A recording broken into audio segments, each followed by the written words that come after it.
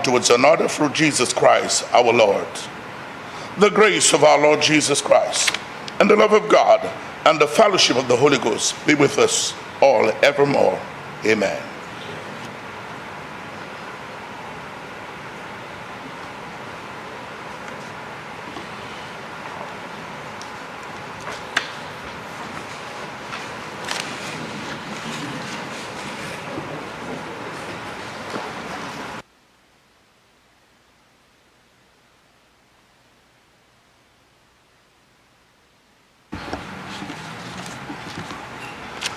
Good morning, members.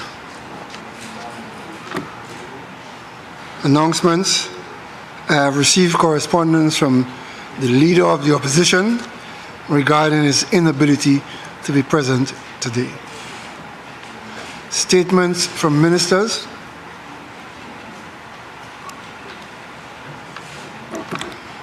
Bills. Minister for Finance. Mr. Speaker, I beg to move for first reading a bill shortly entitled Company Amendment. Companies Amendment. Mr. Speaker, I beg to move for suspension of Standing Order number 48-2 to enable this bill to go through the remaining stages of this sitting. Honourable members, the question is that Standing Order 48-2 be suspended to allow the bill to go through its remaining stages at this sitting. I now put a question. As many as of that opinion say aye. Aye. As many as of a contrary opinion say no. I think the ayes have it. The ayes have it. Leave is granted. Please proceed, Minister for Finance. Mr. Speaker, the bill for the consideration of this Honourable House. Move for the second reading first. Mr. Speaker, I beg to move that the Companies Act be read a second time.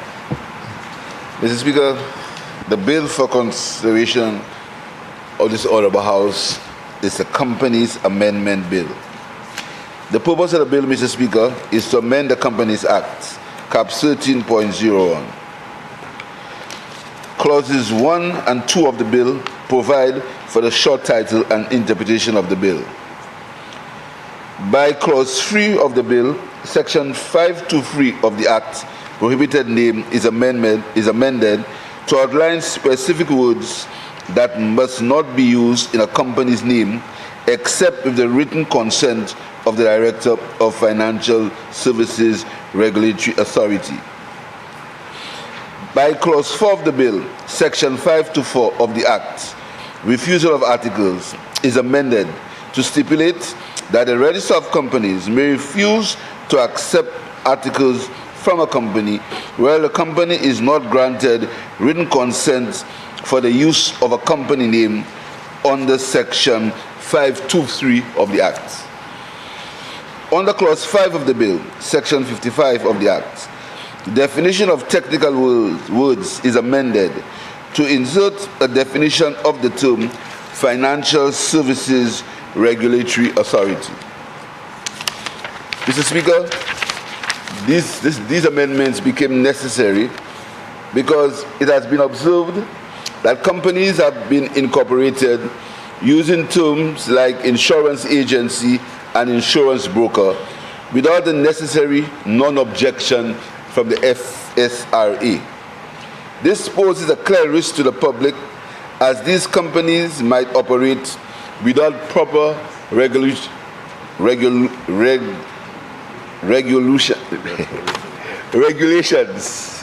leading to a potential financial misconduct or fraud.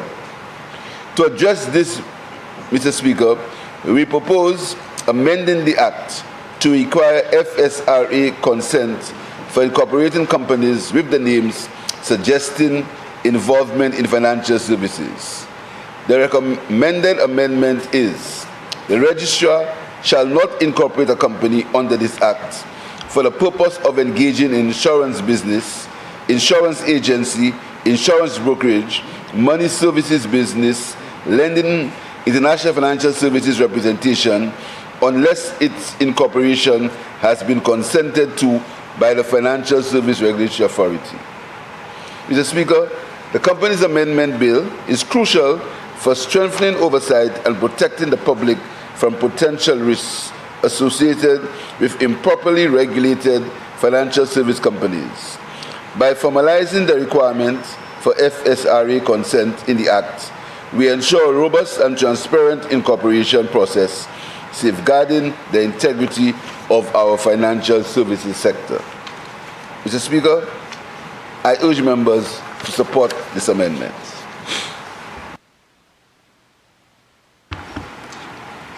Honourable members, the question is that the Companies Amendment Bill be read a second time.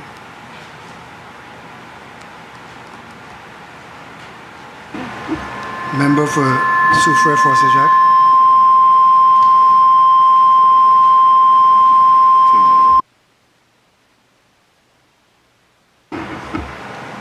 Mr. Speaker, I rise as the Minister with responsibility for commerce to lend support to the amendments to the Companies Act.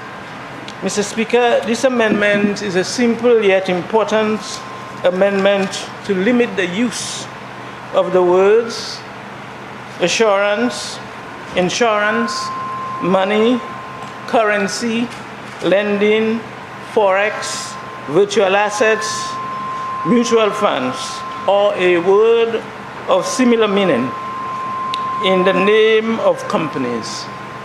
Mr. Speaker, we would all appreciate that these terms tend to call to mind certain matters linked to finance, and in order to safeguard the public, we found it prudent to cause the Financial Services Regulatory Authority, the FSRA, to perform due diligence on persons seeking to use such names in companies.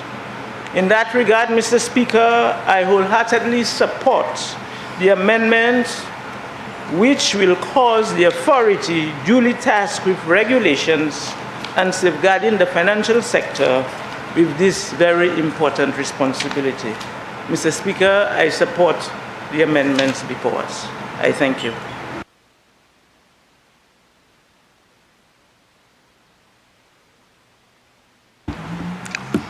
Honourable members, the question is that the Companies Amendment Bill be read a second time. I now put the question. As many as of that opinion say aye. Aye. As many as of a contrary opinion say no. I think the ayes have it. The ayes have it. An act to amend the Companies Act, Cap 13.01.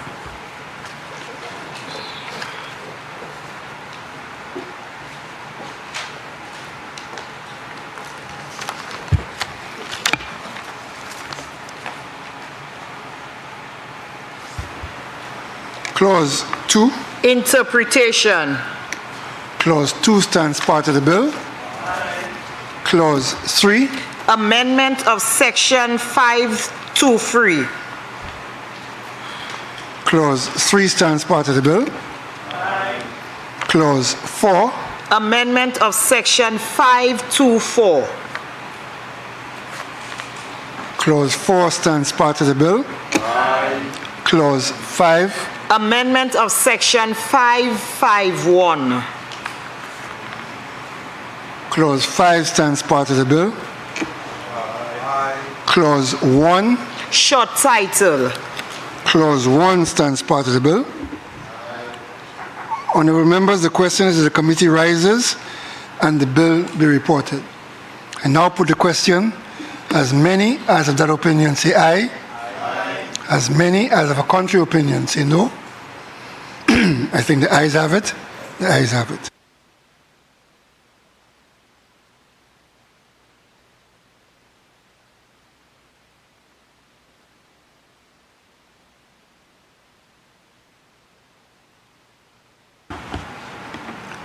Honourable members, I beg to report that the Companies Amendment Bill went through committee stage without amendment. Minister for Finance. Mr. Speaker, I move that the report of the committee be accepted and the bill be passed. be read a third time and passed. Honorable members, the question is that the report of the committee be adopted and that the company's amendment bill be read a third time and passed. I now put the question. As many as of that opinion say aye. Aye. As many as of a contrary opinion say no. I think the ayes have it. The ayes have it. Be it enacted by the King's Most Excellent Majesty, by and with the advice and consent of the House of Assembly and the Senate of St. Lucia, and by the authority of the same as follows. This act may be cited as the Companies Amendment Act 2024. Deputy Prime Minister and Leader of Government Business. Mr. Speaker, I beg to present for first reading a bill shortly entitled Copyright Amendment. Copyright Amendment. Mr. Speaker, I beg to move for the suspension of the Standing Order number 48-2 to enable this bill to go through its remaining stages at this sitting. Honorable members, the question is that Standing Order 48-2 be suspended to allow the bill to go through its remaining stages at this sitting. I now put the question. As many as of that opinion say aye. Aye. As many as the contrary opinion say no. I think the ayes have it. The ayes have it. Leave is granted. Please proceed, Leader of Government Business. Mr. Speaker, I beg to present for second reading a bill shortly entitled Copyright Amendment. Mr. Speaker, this is a very simple matter which is before the House. Basically, Mr. Speaker, the Marrakesh Treaty, which provides for special reading aids, support for persons who are blind or visually impaired, and for such to be printed, produced, and transferred internationally and to be made available to our students in St. Lucia, it requires certain deviations from established copyright laws and practices. As such, our Copyright Act in St. Lucia does not allow for such special adaptations to take place. And if we are to provide for students in St. Lucia with any visual impairment or blindness, it would cause us to violate the provisions of the Copyright Act. And the Marrakesh Treaty, which has been administered by the World Intellectual Property Organization, requires that we make amendments to our Copyright Act to allow us to produce such books. So the amendment today is a very simple one, and it is to ask the Honorable House to allow us to amend the Copyright Act so we can produce locally this reading support for our students who are blind or visually impaired. And, it's quite in order and a simple amendment. Thank you very much. Honorable members, the question is that the Copyright Amendment Bill be read a second time.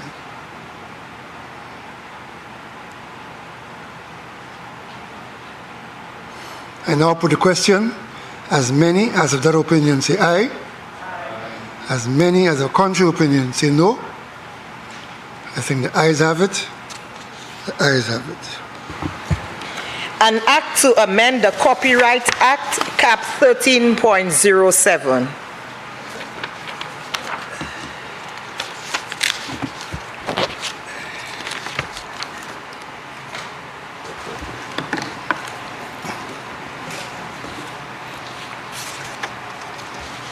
Clause 2. Interpretation. Clause 2 stands part of the bill. Aye. Clause 3. Amendment of Section 54. Clause 3 stands part of the bill. Clause 4. Insertion of new sections 71A to 71H. Clause 4 stands part of the bill.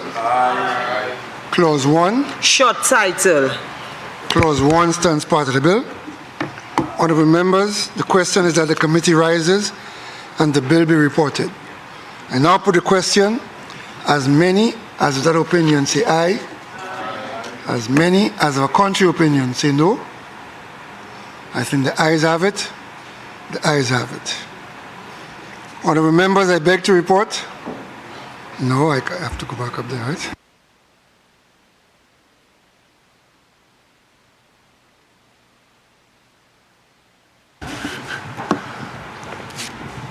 Honourable members, I beg to report that the Copyright Amendment Bill went through committee stage without amendments. Minister for Information.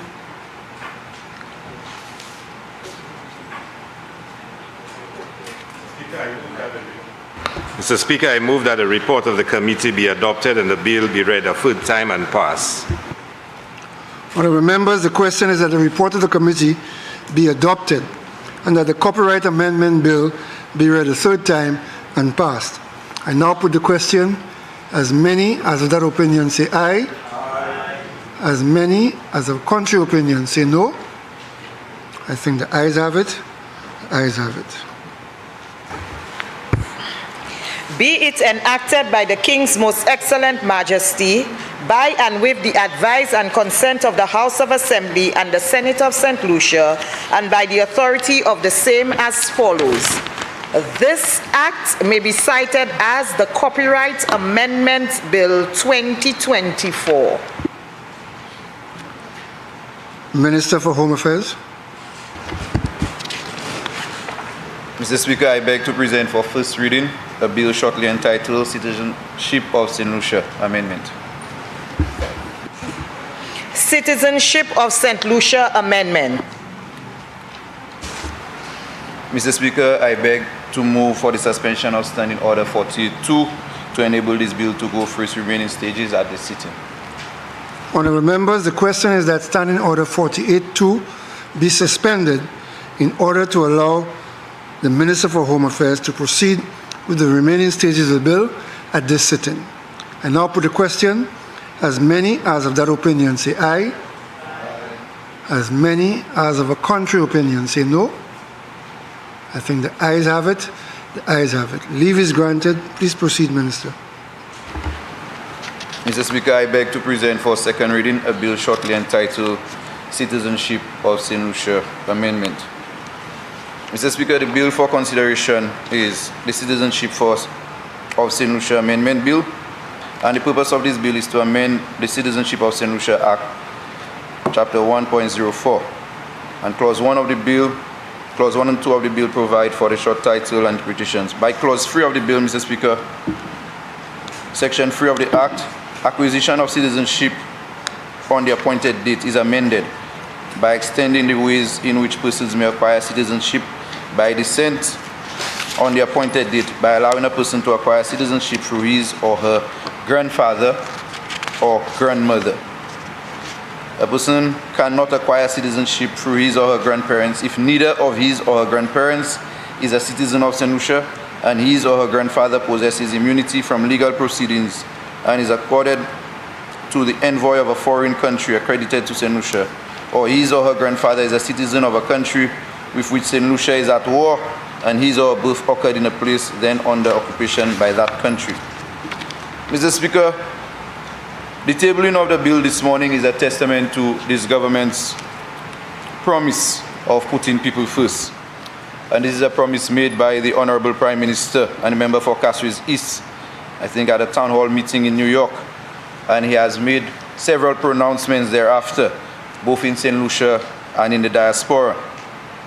And this amendment is meant to provide an avenue for the grandchildren of persons who obtained St. Lucian citizenship by birth to attain St. Lucian citizenship. After much consultation with the Ministry of Home Affairs, with the AG Chambers, Ministry of External Affairs, and the other relevant agencies, the day has finally arrived where we can say a promise made is a promise kept. Mr. Speaker, for too long, we've seen generations of St. Lucians who could have contributed in a meaningful way to the development of our country, and they were either denied this opportunity or they were faced with challenges or faced with difficult and costly obstacles as they attempted to connect to their motherland. Today, with this amendment, we remove the unnecessary hurdles for the naturalization of second-generation St. Lucians and provide a more inviting and integrative approach to our development. And whilst, Mr. Speaker, the overriding objective and gains for such an initiative cannot be overstated, equally important is the protection of our patrimony. This amendment is intended to benefit the grandchildren of born, and I emphasize born St. Lucians, and not persons who acquired citizenship by the length of time spent in our country. It is intended to benefit the children of those persons who acquired citizenship by descent, thereby allowing for what we refer to as second-generation citizenship. Over the years, St. Lucians in the diaspora have contributed significantly to the economy, either through remittances or through investments. Some have contributed through investment in St. Lucian business, as well as construction, purchasing of homes, and other real estate. St. Lucians in the diaspora, Mr. Speaker, have also achieved international acclaim for our country, and I'm sure we would readily recognize names like Sir Arthur Lewis, Nina Compton, Sir Derek Walcott, Dr. Winston Paris. And can you imagine, Mr. Speaker, can you imagine if the grandchildren of these individuals were born out of St. Lucia? Wouldn't it be a shame if these children could not be regarded as St. Lucians? The proposed amended legislation cures the anomaly and allows second-generation St. Lucians to claim their patrimony. As a government, Mr. Speaker, I recognize that there are many ways in which second-generation St. Lucians can contribute to their motherland. The economic power and wealth of talent among St. Lucians and their children in the diaspora have not been fully realized because of the absence of an avenue to legally and systematically tap into these resources. With this amendment, the grandchildren of born St. Lucians will be provided with a long-awaited avenue to regularize their status as naturalized St. Lucians, and hence be afforded the same opportunities and privileges as born St. Lucians. It will also allow for more seamless. It will also allow for them to more seamlessly contribute their time, their talents, and their resources to St. Lucia. Second-generation citizenship will allow St. Lucians to more easily transact business, to purchase and own land and other property in St. Lucia. Those persons who attain second-generation citizenship will no longer have to apply for and pay fees for alien landholding licenses to be able to inherit a piece of land left by a parent. In some cases, heirs to property have not claimed, and in some cases, they have not developed the land due to the restrictions placed on them. By allowing second-generation citizenship, we aim to make it more attractive for the grandchildren of born St. Lucians to invest and possibly develop lands inherited to ensure that the lands remain in the hands of St. Lucians and hence benefit our communities. Mr. Speaker, it is no secret that we lack the human resource capacity in some critical areas, including healthcare, education, food, technology, agriculture, science, and there are generations of St. Lucians who have made great strides in these fields within the diaspora, but they have not seen the opportunity to give back or to contribute in a meaningful way to the development of our country because of the obstacles, some of them very costly, which impede their ability to both invest as well as inherit. This legislation, this amendment, Mr. Speaker, will put an end to some of these problems. The amendment will also open the way for second-generation St. Lucians to finally be able to call the land that they love their home. This will allow them to more easily connect to the country and contribute to its development economically and socially. It will also give St. Lucians access to the global pool of talent, expertise, and resources which resides in our diaspora. And that pool includes doctors, lecturers, agriculturists, urban planners, crime-fighting experts, among others. So, Mr. Speaker, the development opportunities and possibilities arising from this amendment are indeed endless. They provide immense potential benefits for the recipients of second-generation citizenships, as well as for the people and government of St. Lucia. That is why we have proceeded to implement and bring to reality the vision perceived by this Prime Minister and a member for Castries East. So, Mr. Speaker, it is a great honor and privilege that I stand to present this landmark legislation, and it is also a great humility that I ask members to support this bill. But, Mr. Speaker, before I take my seat, I want to reiterate just a few of the things that I said there in Creole so that we can reach every corner, every nook and cranny of our St. Lucian society. All our listeners can understand. Ça nous vient faire ici à Rodia, c'est nous avons fait un amendment pour ça nous a créé Citizenship of St. Lucia. Là, dans le bill qui a créé Citizenship of St. Lucia. Et puis, c'est bill ça là qui a baillé le monde pouvoir pour ça tourner cette lycée. Nous avons fait un changement parce que quand il est à présent, si Sean ni Ishli qui fait cette lycée, eh bien, il fait Ish, et puis Ishli, il fait Ishli l'autre pays, et puis Ish ça fait Ish. Manière loi il à présent, si Ish ça là, pas qu'à ça considéré comme un saint lycéen, parce que en bas loi à présent, il pas qu'à ça qualify pour citizenship. À présent, ça et puis changement nous qu'a fait là, les gens qui ni depuis si grand-maman et bien grand-papa fait cette lycée et ça c'est ça qui est important, yo ni pour faire cette lycée. Yo pas ça fait l'autre pays. So c'est ti ish un monde qui fait cette lycée qui kay ça joindre yo qui kay ça qualify pour ça joindre citizenship ba changement ça nous qu'a fait là au-delà. Et puis nous une situation que nous ni monde nous plusieurs cette lycéens et bien plusieurs ti ish cette lycée et puis yo ka arrêté l'autre pays.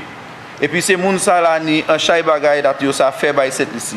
C'est moun ça un talent, yo ni l'argent, yo vle vinn dépenser l'argent yo cette lycée, yo vle vinn verser l'argent yo cette lycée. Mais because of manière loi ya présent, yo pas ça venir ben si yo vini, il ka côté yo tellement l'argent dat yo pas il pas encourager yo pour venir. Et puis ça nous ka fait ordia, il ka ouvert la porte là by ces moun ça là, yo pas ka ni pour payer ça nous ka créer alien land holding license. Et puis yo kay ça il kay fait rôle bagay le plaisir ba yo so ça vie vinn mener l'argent yo cette lycée vie vinn acheter terre cette lycée si grand maman qui te choté ba il kay fait plaisir now pour ça inherit choté ça là ou ça vinn inhériter choté ça ou kay ça vinn bâti kayo à sous ça so ça nous ka fait odia ça kay mener un chay bagay bon ba un chay ti ish cette lycée et puis combien de l'année cette lycée et bien moun nous ka créer cette lycée parce que yo été cette lycée pour peut-être 7 l'année mais 8 l'année et puis yo joindre citizenship parce que yo été cette lycée pour 7 militant de les 7 et 8 l'année c'est moun ça là c'est pas c'est moun ça qui kay ça joindre citizenship c'est moun là qui kay ça joindre citizenship c'est moun là qui ni grand maman et puis grand papa yo fait en cette lycée so moi je veux encourager tout le monde pour supporter ça parce que ça qu'il fait c'est qu'il mène plus d'opportunités ben nous cette ici nous kay ça joindre nous kay ça faire business plaisir puis c'est tiche c'est moun nous qui a quitté ici so je veux encourager tout le monde pour supporter bill devant nous amendement là devant nous bon matin merci.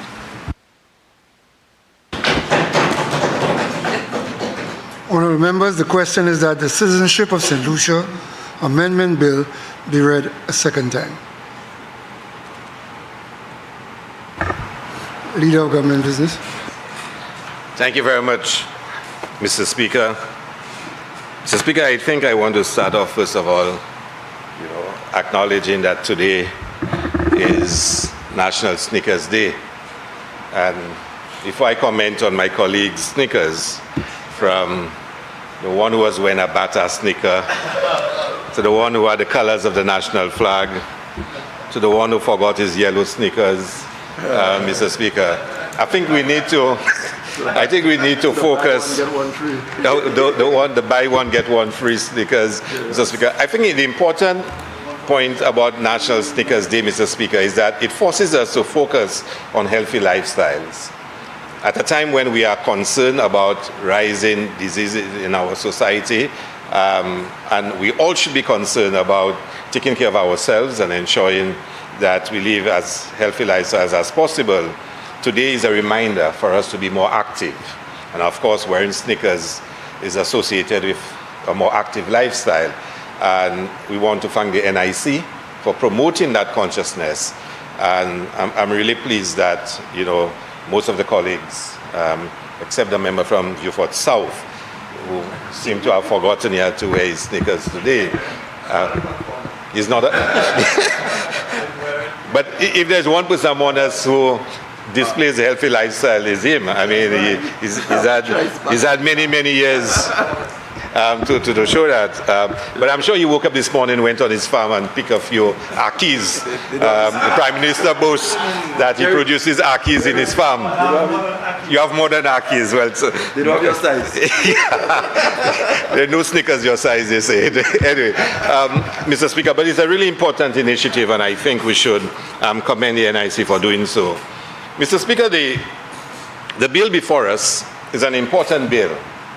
There's so many persons, children, descendants of persons of St. Lucian origin by birth, who have a desire to get citizenship. And during my time when I served in the High Commission in London, Mr. Speaker, there were quite a few second-generation St. Lucians who wanted citizenship, and you had to explain to them that whereas their grandparents were from St. Lucia, migrated to the United Kingdom, their parents were not born in St. Lucia, but acquired citizenship by descent, and therefore it did not qualify them to become citizens. And I've come across many footballers, for example, in the UK who wanted to represent St. Lucia, but they would not qualify for that purpose. There were many professionals who wanted citizenship and could not get it. There's also the situation, Mr. Speaker, where an individual may be studying overseas and his wife or his partner have a child overseas, almost no say of the child to be born overseas whilst the parents are studying, and their children, if they're not born overseas, also don't qualify because of the simple fact that the parent happened to have been born overseas. And I know that particular circumstance because it applies to me, Mr. Speaker, in one case. But we've had so many situations before of persons wanting citizenship but cannot get it, even though your grandparents were from St. Lucia. And I think this is a most welcome amendment. It's also more welcome, Mr. Speaker, because about 5, 6 years ago, under the CIP program, an amendment was made which already allowed that to happen to some extent. So the last government made an amendment where persons who acquired citizenship through investment, not birth, their children that could become a St. Lucian once they applied for citizenship and went through the process. So you had in that instance, under the CIP, persons who acquired citizenship not through birth could bestow it onto their children, but St. Lucians, by descent, could not get it. And this, in a sense, corrects that. So persons who were not born in St. Lucia can pass on citizenship, in this case, where the grandparents were born in St. Lucia. But under the CIP, it was already possible for somebody to pass on citizenship if the parent, in that case, who got it through citizenship, and of course not born in St. Lucia, Mr. Speaker. But Mr. Speaker, whilst I'm saying that in the Citizenship by Investment program, they already had some sort of accommodation for persons whose parent was not born in St. Lucia to become a citizen. It gives me an ideal opportunity to make a few remarks about the Citizenship by Investment program, Mr. Speaker, and I trust, Mr. Speaker, that you'll allow me to do so. Because a lot has been said over the last few days, few weeks. There's a constant daily, running announcements about CIP, CIP, CIP. And it really makes you wonder, what is this all about?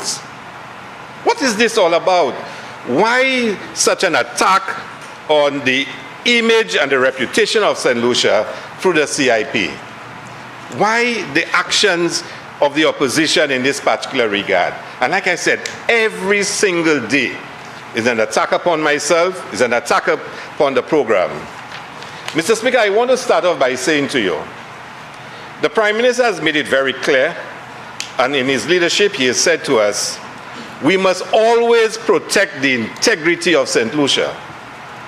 In the conduct of our business, we avoid as much as possible naming and shaming companies that may have, in their discussions with the last government, the agreements with the last government, probably crossed the line a few times. We did not go out and publish documents about them. We did not name and shame them. We acted as a responsible government. We sat down in meetings and we sought to correct what we thought was wrong. We believe at the end of the day, the government of St. Lucia is continuous. Doesn't matter which party is in power. We want always investors from anywhere in the world to have confidence when they come to invest in St. Lucia. Not to believe that if a government changes, documents will be made public and persons will chastise companies and reveal information about their dealings, their commercial agreements, to their embarrassment. We don't believe in that, because St. Lucia must come first. So even when we are not happy, we have to try to correct it and put it on course and make sure we represent the best interests of St. Lucia. Because St. Lucia is not just about this moment, it's about the future as well. The future generations that will inherit the seat of government like we do now. And we've not gone about doing this. And the opposition keeps pushing us, Mr. Speaker. And like a colleague said, they are prepared to burn down the house, and the house being St. Lucia, just to kill a roach, not even a rat, a roach. And in the belief that if they come back in, they can rebuild it. Think about that mentality. To get power back at all costs, and by any means necessary. Because they believe if they destroy the country, once they are in power, it will be okay. But we know that's not really true. They don't need to destroy St. Lucia. If you believe you have a better alternative to what exists now, put your case to the people of St. Lucia. And you notice they've started campaigning. Every day they're campaigning. But we're not campaigning yet. We're working. We're delivering for the people of St. Lucia. And they got so offensive, Mr. Speaker, during one of our official opening ceremonies for the Miku Jetty. They got so irate and so desperate, they said we were opening a toilet for the people of Miku. And they said the whole cabinet went to witness it. Think about that. The leader of the opposition, that the jetty is really a toilet for the people of Miku. Think about it. That's what you think of the very people that for years have supported the United Workers' Party. For years. But that's just a reflection of how desperate they are. Just how desperate they are. So the leader of the opposition says a lot of things. And I want this morning, for the record, Mr. Speaker, to respond to a couple of points he's made. First of all, there are numbers banding around 7,000. Where did you get 7,000 from? Martinez said it. So your source of information is Martinez, a man that he established a relationship with to meet his own objectives, which is to destroy the image and reputation of St. Lucia. And I'll come back to that. So the numbers you are claiming is, you saying Martinez told you McLeod said it, but McLeod said he never said those things. So what's the basis for the numbers? And he keeps saying things about infrastructure option. I'm going to ask the unit to issue a memo on the infrastructure program and guidelines so it can be all agents and everyone. Because he says it's a secret option. Something that was gazetted on December 20th, I think it was. Gazetted on December 20th. The option was gazetted. We waited an entire month for him to file a negative resolution in case he opposed it. He never did. Think about that. He says it's secret in the Gazette. The unit sent out a memo on 1st of February announcing that the option has been launched. He said, I said in my address it's March, and how can I say March when the memo was February, and that means it was secret? Listen to the logic of the leader of the opposition. The memo said first, I said March. Okay, I can always explain why we said March, but that means it was secret. How can something that was announced be secret? How can something that was announced be secret? How can something that was gazetted be secret? But, Mr. Speaker, it tells you the desperation. Why do they want the infrastructure option to fail? Why? It's very simple, Mr. Speaker. Imagine, Mr. Speaker, you're the leader of the opposition, and you're hearing the government is launching an infrastructure option where over $100 million will be spent on improving roads, building houses, building community facilities. Wouldn't you get scared? Wouldn't you get scared that 2 years before elections, the government is announcing an infrastructure option that will transform the infrastructure of this country? They have to be scared. And for an opposition that is totally incompetent, is loud, abusive, attacking the character of all individuals, persons not even in public life like us, they must be scared, Mr. Speaker. The fright that this program will succeed and the government will be re-elected is what has them so desperate. It's called political panic, Mr. Speaker. And he's under pressure. So he wants it to fail. And he will do anything to make sure it fails. Even calling on the revocation of visa-free access, Mr. Speaker. Think about that. A leader of the opposition, somebody who was a prime minister of this country, virtually calling on our international partners to watch us and speaking about revocation of visa-free access. He even goes as far as speaking about the banking correspondent banking may be lost. Why are you saying that? Why? Because in his mind, if he can create the impression that there is so much confusion and corruption and scandal and this thing is so bad, maybe some people will start listening. He writes a letter, about 5 pages, to the leader of the opposition. Here it is. To the Prime Minister. He signed it. He records his address to the nation on the Wednesday, in secret, on Wednesday. He sends the letter to the Prime Minister on the Friday afternoon. So I already knew what was in the letter because, St. Lucia, you can't have too many secrets. I'm sure a lot of members around here know just about everywhere you go, people know where you go. You understand? So on the Sunday now, he addresses the nation to speak about the letter that he only gave on Friday night, not even giving the Prime Minister some chance to digest it and maybe give him a response. It shows you that there was no sincerity in that letter. But he copies it to a number of persons. And it's not the first time he has done that. He wrote a letter earlier, copied it to the IMF, and the World Bank, CDB. He copied it to all embassies because the government took a loan that was going to finance the hosting of World Cup cricket.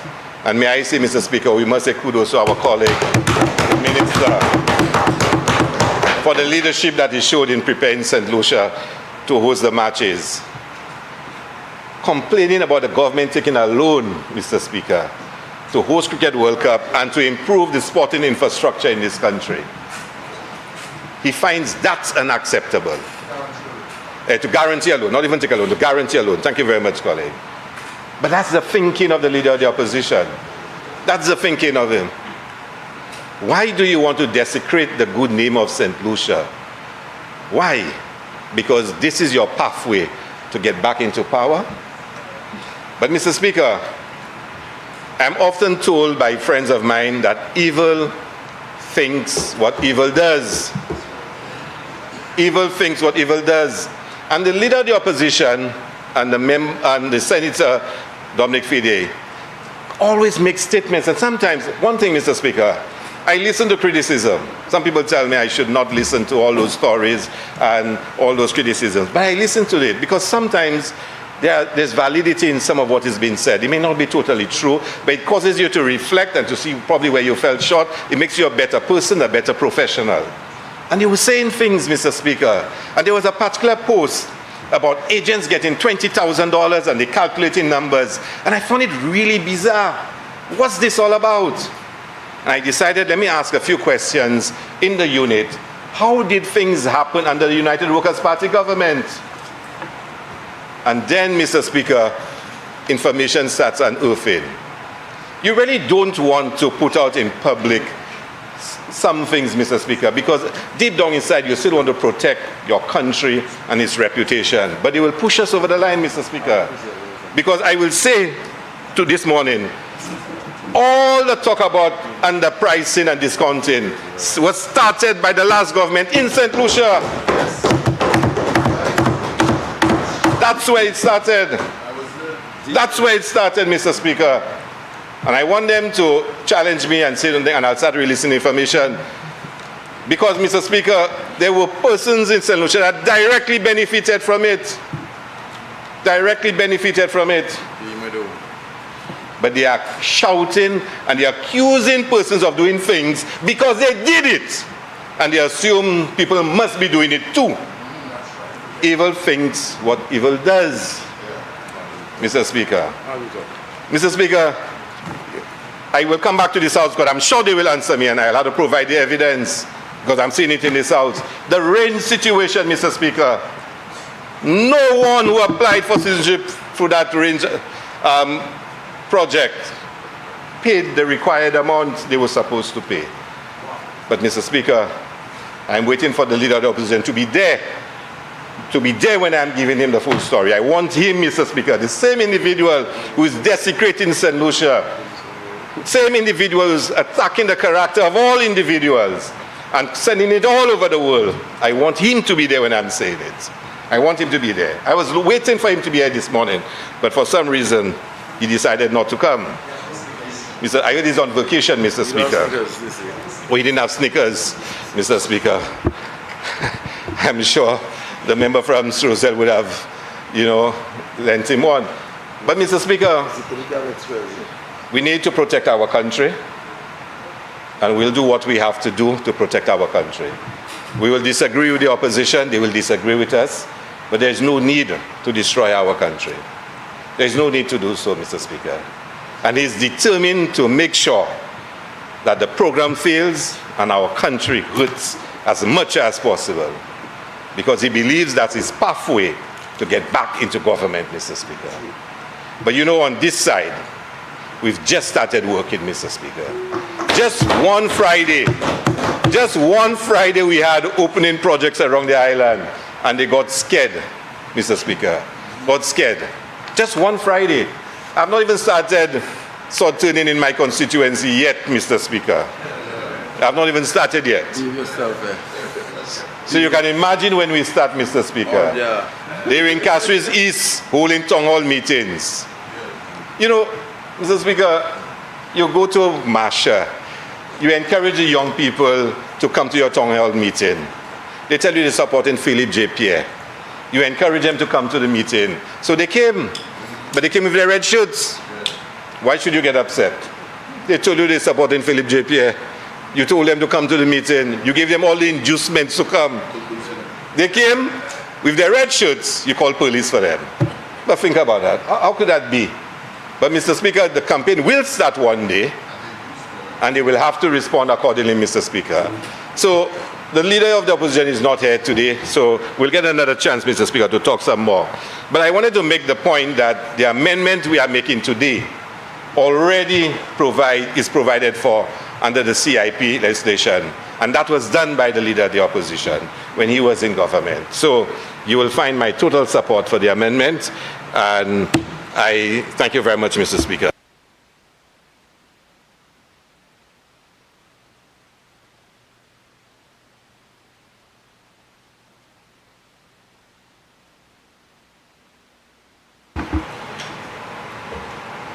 Member for Castries East.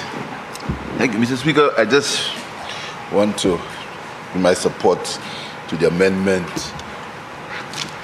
as described, as laid by the Minister for Home Affairs. Mr. Speaker, this is really a significant step, because several times you meet people from the diaspora, especially the younger generation of St. Lucians, and they say to you they want to identify with St. Lucia, they want to be St. Lucian, they want to identify with St. Lucia, but they need a passport. And we promised them, many people have promised, but we went to New York at a town hall meeting when I was in opposition, and I said to them, if we got the privilege of being elected, we'd have initiated the the amendment of the relevant law so that they could become what we call second generation citizens. It took some time. For it to happen. There were various discussions because in all these things, sometimes there are people who do not align with what you want to do. But it took some time, and I always believe once you're doing what is right, you ought to fear nothing, and people will come along.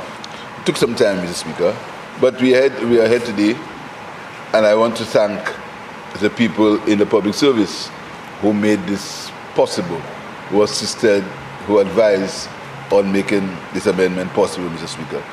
Mr. Speaker, there are going to be some administrative issues we have to deal with. We will have to ensure that when the applications come, they do not get in a bottleneck.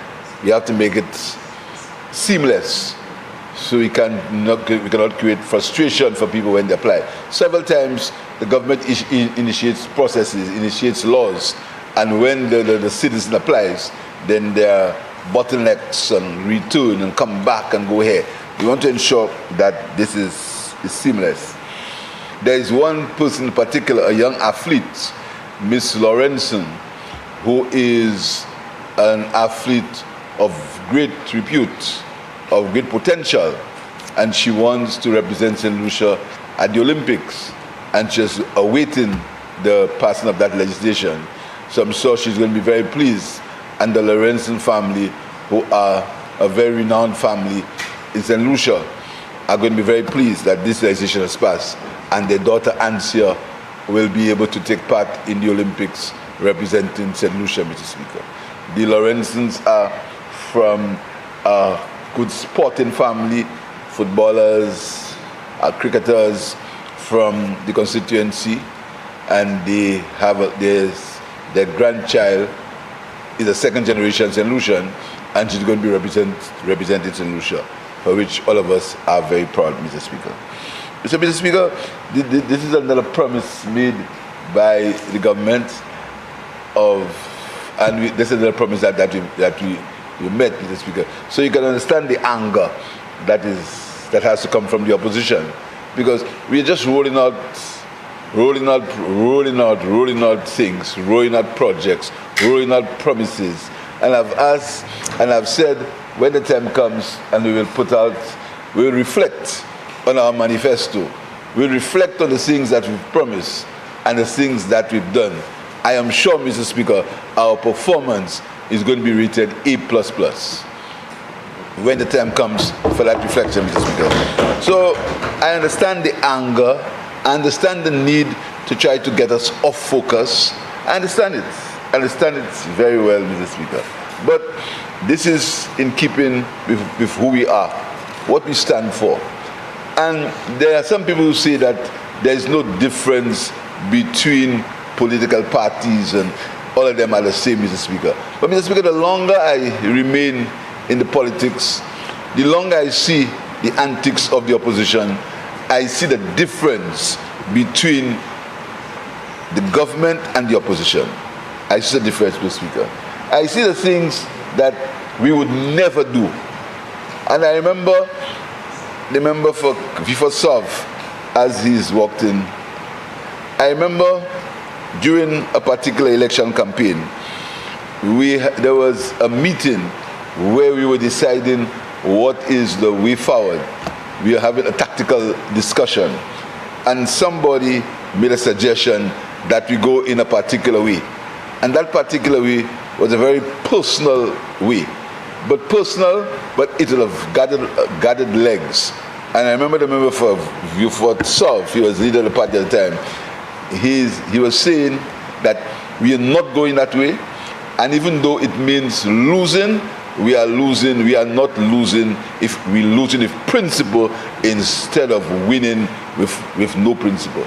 I remember that clearly. And that might have caused us to win the election. But he said, we're not going this way. And in spite of that discussion took place at the official residence. And in spite of the discussion and the argument and the even, men got annoyed, but he said, "We will not go in that way." And I see that happening in our party now. We are not going to go down to the limits that these guys are going. We're not going there. We don't believe in the philosophy of burning the house to kill a rat or even a cockroach. We're not going there, Mr. Speaker. We'll remain focused. We'll continue to roll out our promises. We will allow the envy and the hatred. Mr. Speaker, talking about hatred, Mr. Speaker, I got a letter from the leader of the opposition. Mr. Speaker, I don't make it a document of the House because I'm sure you read it. And in that letter he said, my enmity, what did he say? Enmity towards him. Mr. Speaker, you think if I have somebody to hate, I'll hate the leader of the opposition? I don't hate anybody. How can I hate the leader of the opposition? You think I can do that? You think if God gave me the ability to hate, which he hasn't given me, you think if I had it, I'd waste it on him?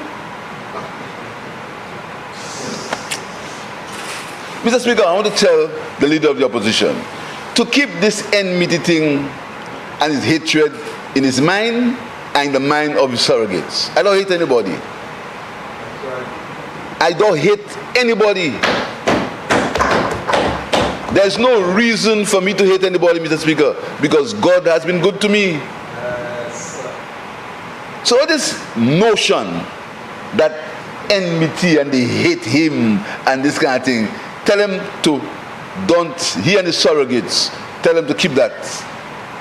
What I am, I'm for the people of St. Lucia. That's what I'm for. I'm against poverty. I'm against poverty. I'm against victimization. That's what I'm for. I'm against envy. I'm against hatred. And I'm against greed. I don't hate anybody. So when you pull out in a letter trying to get sympathy about enmity. Enmity for what? For who? So, Mr. Speaker, I just want to make it clear that this government does not get involved in these kind of things. We are involved in working for the benefit of the people of St. Lucia. Now, Mr. Speaker, that is another manifestation of how we continue to work for the people of St. Lucia, Mr. Speaker. And I look forward in that term to come to Parliament with legislation to try to augment the investment that people in the diaspora can make in St. Lucia. And I have discussions with the Minister for Investment and the Minister for Commerce. A special bill, Mr. Speaker, where we will try to encourage, to incentivize people in the diaspora, and that these second generation St. Lucians to get certain incentives so that we can return and invest in St. Lucia apart from what they are getting now, Mr. Speaker. So, Mr. Speaker, I want to tell you that we have no secret in the CIP program. There's no secret. And I'm going to be responding to the letter. I'm going to respond to the letter, Mr. Speaker. And I've also instructed the members, the minister, that anyone in the civil society, people who want to have a discussion with him on the CIP program, he can go ahead and have that discussion with them, Mr. Speaker, because there is nothing to hide. I want to also tell you, Mr. Speaker, that yesterday, the Cabinet of Ministers, we changed the base price for all our products to $200,000 US, as was agreed to in the MOA. St. Lucia was the first country to do that. We were the first country to do it, Mr. Speaker. We did it yesterday in Cabinet. We were the first country to do it. We did it yesterday in Cabinet, Mr. Speaker. So from right now, we've met the first criteria of all our products being sold at no less than $200,000, Mr. Speaker. We did that yesterday. And Mr. Speaker, we are also in the process of having discussions with an international firm of consultants, global firm, Mr. Speaker, to look into all processes, to look into all procedures, to look into all the options that are available in our CIP program. We have asked certain firms to tender. We've asked certain firms to give proposals, Mr. Speaker, and very soon we are going to be announcing the firm that won the contract, and that firm is going to be asked to look into our entire CIP. Because, you know, we want to ensure that there's nothing to hide. So we're going to get a firm of experts, not anybody vested interest, to look into our program, our processes and our procedures, and report, Mr. Speaker, at the earliest possible opportunity, Mr. Speaker. Mr. Speaker, as I said before, these are the two things that we are going to do, Mr. Speaker, right away. The third one, Mr. Speaker, is the idea that we have not presented financial statements or reports to this Honorable House, and there's the reason why that hasn't happened is because there is some complot, something to hide, Mr. Speaker. Mr. Speaker, the financial year end for the CIP unit, Mr. Speaker, is in March. Mr. Speaker, I want to tell you, St. Lucia is one of the only countries that does that, that has financial statements that represent in the Parliament about the CIP unit. We do that. March is the year end, Mr. Speaker. And the law says that these reports must be tabled in the House by October, I'm being told, after March. It must be tabled in the House by October, Mr. Speaker, by October. So the 2024 report is not yet, by law, is not yet, the time hasn't come yet for it to be presented in this Honorable House. So the idea that there is something to hide because the 2024 report has not reached, again, is a myth. Mr. Speaker, the 2023 report, Mr. Speaker, it is done by external auditors. Now, any of you who know about how external auditors work, Mr. Speaker, external auditors work on their time. And in that case, the external auditors have asked for an extension to present the report, Mr. Speaker. All the work, all the field audit work for the 2023 report, I've been told, has been done by the auditors. That's what my information tells me. All the audit work has been done. So the CIP unit has not hidden from the auditors. But I'm sure the member for Sufra will tell you, external auditors, they ask questions, and sometimes you have to come back and return, etc., etc. So the CIP unit, they have engaged the auditors have done their work, and the only reason why the report has not been tabled is because the auditors have not presented them, Mr. Speaker. That's all. So there is it's not because anything is hidden that these reports have not come to this Honorable House. And the Minister has assured me that he will push the auditors to ensure that the reports for 2024 be here by October, and those of 2023 will come as early as possible, Mr. Speaker. But we understand there has been a delay, but the delay is not because there's anything to hide. The delay is because the external auditors have not completed their inspection or their audit, and that is why we don't have a report, Mr. Speaker. And finally, Mr. Speaker, I have made the point, and I'll make it again, Mr. Speaker, that there are matters that have been filed in the courts of the United States, and we are awaiting the results of these matters, Mr. Speaker. And we're not going to comment on any matter that is already in the courts. That is our position. So, Mr. Speaker, our position is very clear. We will continue in the CIP program to exercise and to look into ways where we can continue to have stringent due diligence processes to safeguard our program. That is going to continue, Mr. Speaker. It was always there and it's going to be continuing as we go in the future, Mr. Speaker.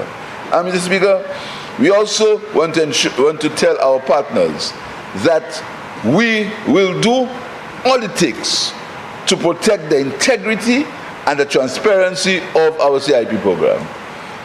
And it's very sad, Mr. Speaker, where there are some people who really would like the program to collapse because they believe that they would benefit, Mr. Speaker. It's very sad. It's a very sad day when we've lost all our nationalistic pride, all of our love for country, all our love for our people. Because of raw politics, we will do whatever we can do to destroy this country so that we believe we can get political power, Mr. Speaker. But these second-generation citizens that we are making it easy for them to get passports, they'll understand and they will return to St. Lucia, or they will make a more meaningful contribution to St. Lucia because of the fact we have recognized them as sons and daughters of St. Lucia, Mr. Speaker. So, Mr. Speaker, I want to say to the public, through you, Mr. Speaker, that this is a revolutionary amendment. It's another promise that we've made and we've kept, and I want to implore the people who are administering it that we've passed the law, but we expect them to do what they have to do to advise us on any bottlenecks in the process. Too many times bottlenecks exist, which as legislators we do not see it, but the people who are on the ground see it, and instead of asking us to change it, they cause the public to be dissatisfied. So I want to thank them for the work they've done so far and tell them that this government is open to advice. Sometimes they criticize me when I say I do not know something, Mr. Speaker. I only have X amount of knowledge. I don't know everything, and I will not tell the public I know everything, Mr. Speaker. What I know is that I am for performance, and I am for integrity, and I'm for the well-being of St. Lucia. That is what I know, Mr. Speaker. That's what I know, and that's what I stand for. That's what I stand for, Mr. Speaker. And once we are in government, we'll continue to ensure that St. Lucia keeps to the highest standards, Mr. Speaker, and the people of St. Lucia benefit from the policies of the government of St. Lucia. I thank you, Mr. Speaker.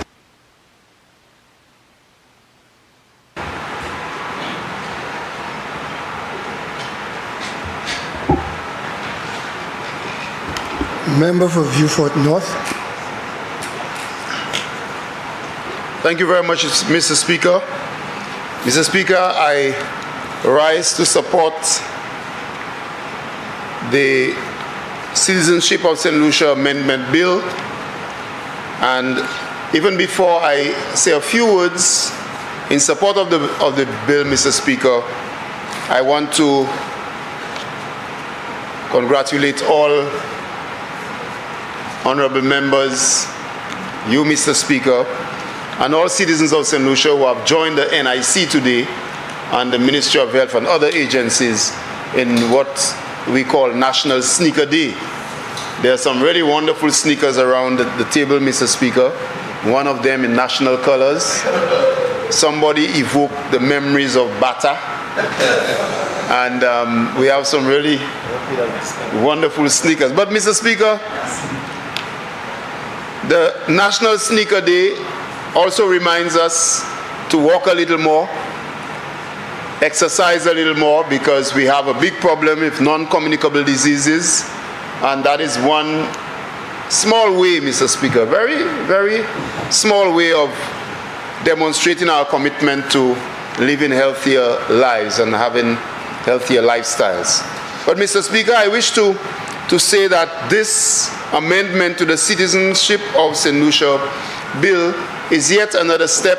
The Minister for Finance and Member of Parliament for Castries has said it, it is yet another building block, another step in the process of nation building. And Mr. Speaker, we can go way back to the days of the great Sir George F.L. Charles fighting for 1 hour lunch for workers in this country. We can go back to the days of the unions, the 1930s, when the union leaders fought for rights and all of these building blocks, Mr. Speaker. We can go back to the days of equal pay for men and women by the Labour Party. We can go, there are several building blocks, Mr. Speaker. And this one is particularly important because it forces us to ask ourselves this question: is there value in being a St. Lucian? What is the value of our St. Lucianness? And how do people feel in the diaspora when they are called St. Lucians? And how do they feel about their children being called St. Lucians?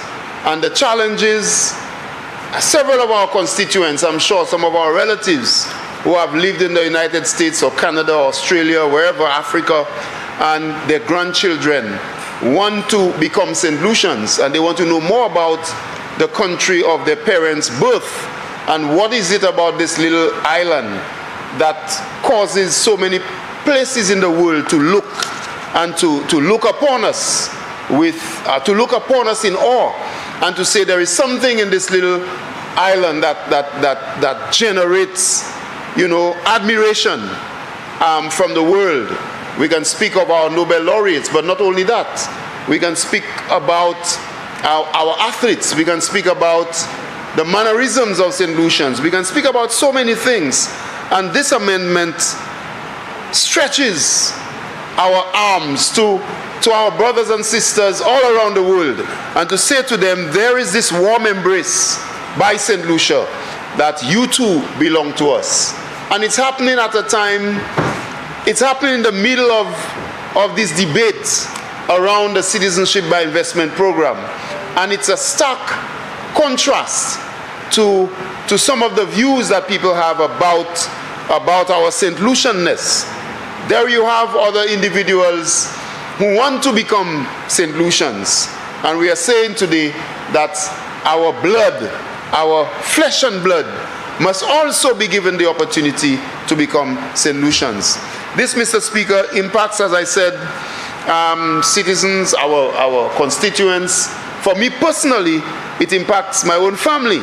My mom, Mr. Speaker, Gerlie, who has been in the United States for a very, very long time. And as I've said to most of my friends before, almost all of my immediate family live overseas. I'm one of the only ones who decided not to go because for some reason many years ago, of a very simple reason, Mr. Speaker, I love the art so much and drumming and that kind of thing. And for some reason I thought in the early 80s, if I left St. Lucia at that time, I would not be able to play drums and so on. And I thought at the time that I would not be able to. Of course, that is not so. I mean, all around the world you could do your arts. But at the time, I thought that I left St. Lucia with the rest of my family, I would not be involved in FRC and boots and drumming and that kind of thing. And that's why I did not leave. That's why I did not leave. And so my mother and all of them, my brothers and my uncles and everyone who lives in whether England or the United States, I know my nephews and my nieces, they always come to St. Lucia and they always say, Uncle, can I buy a piece of land here? Or, why can't I build and so on? And I want to be St. Lucian. And I know this amendment is very personal, not only to me, every single one of us, I'm sure.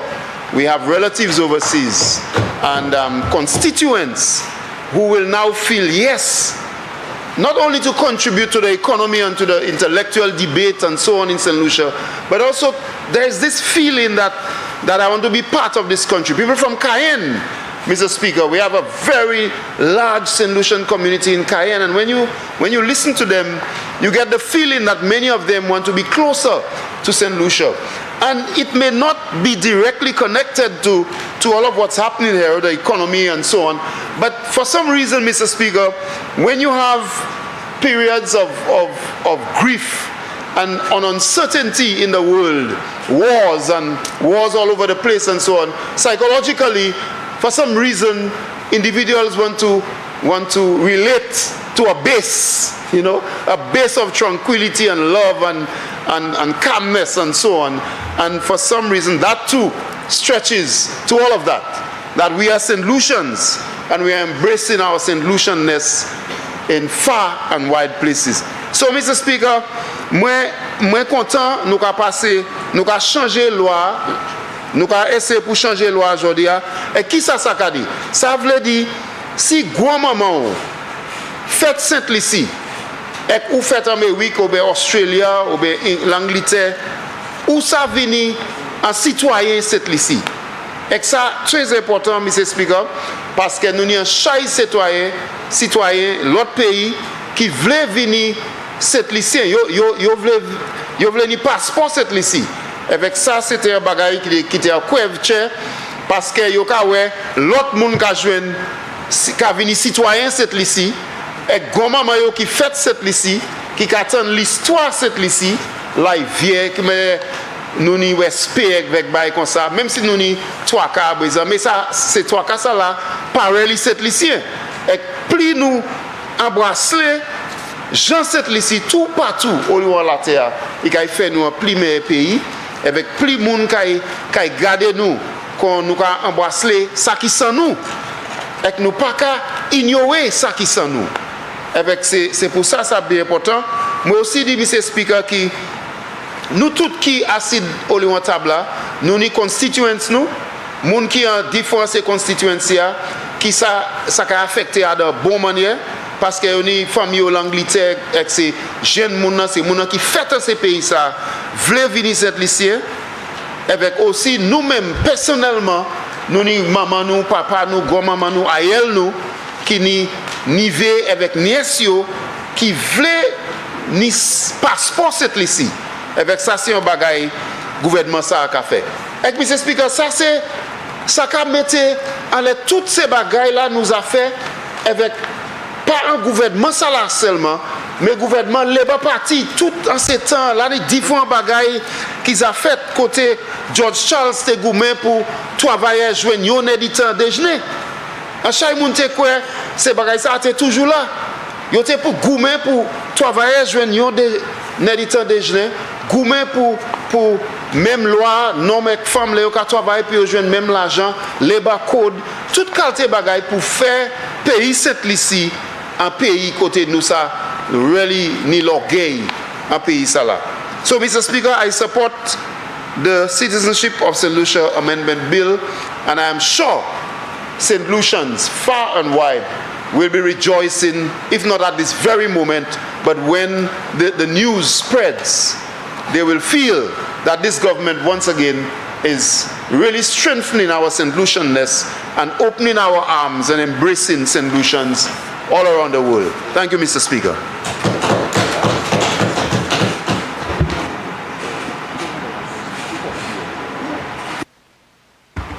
Member for Dennery North.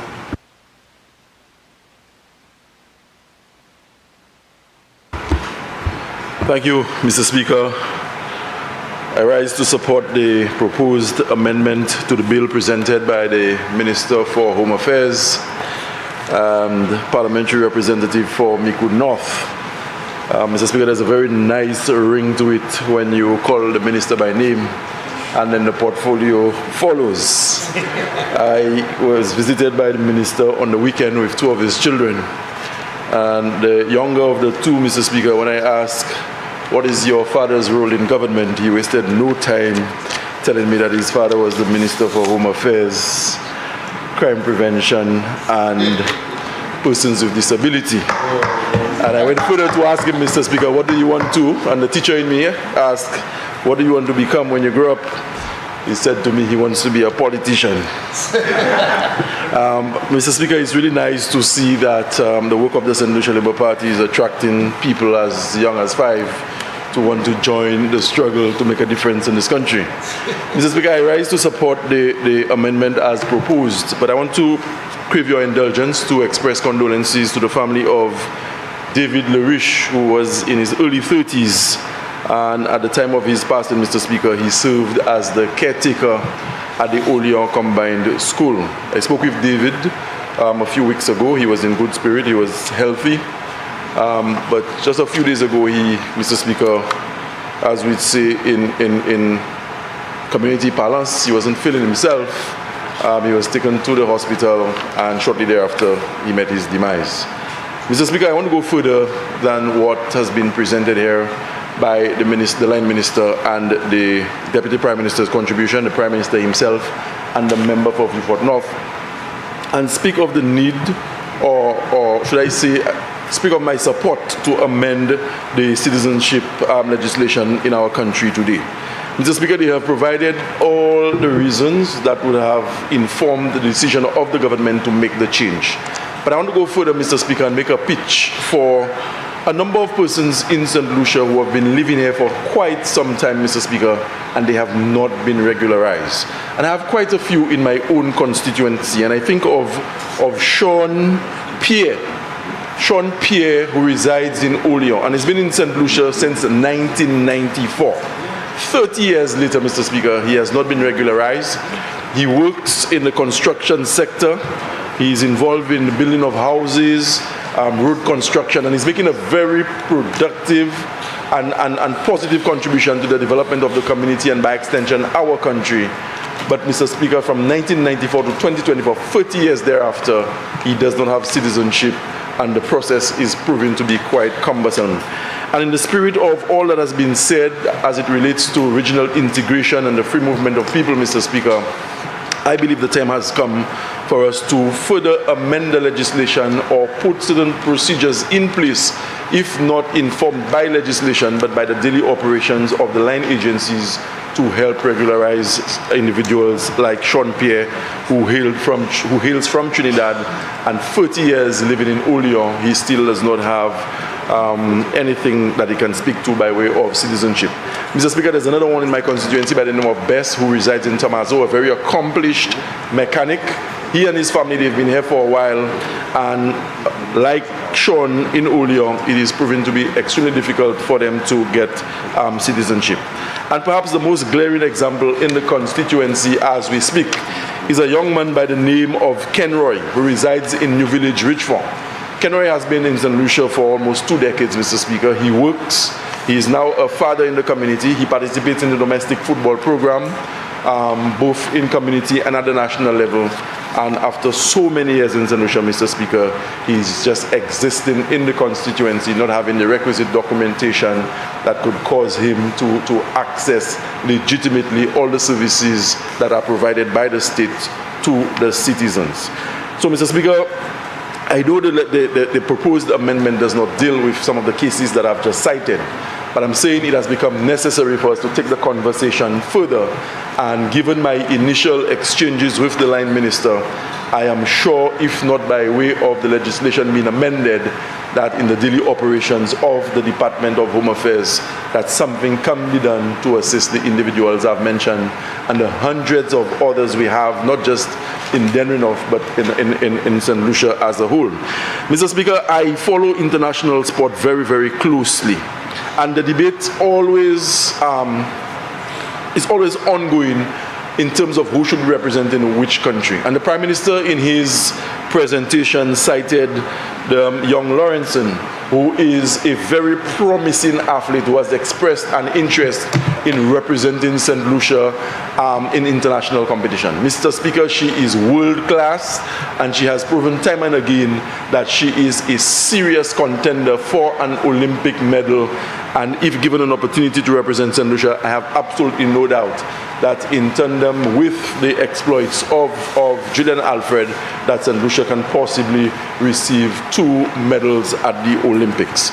You look at the France football team in Europe, Mr. Speaker, and when you study the background of the players who make up the French national football team, you will find that at least 80 to 95% of them are from Africa by way, Mr. Speaker, of connection with their parents and whatnot. And I know in the UK in particular, when I was the minister responsible for youth development and sports, there were a number of footballers who were playing, at least at fourth division level in the UK, who were expressing an interest to represent St. Lucia.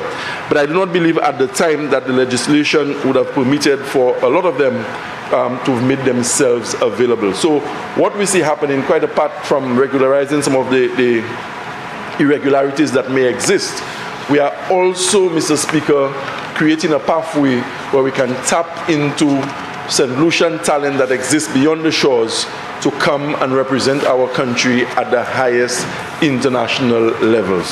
So, Mr. Speaker, with this very brief contribution, I say I support the amendment as proposed and as expertly presented by the Minister for Home Affairs, Crime Prevention and Persons with Disabilities and member for Miku North.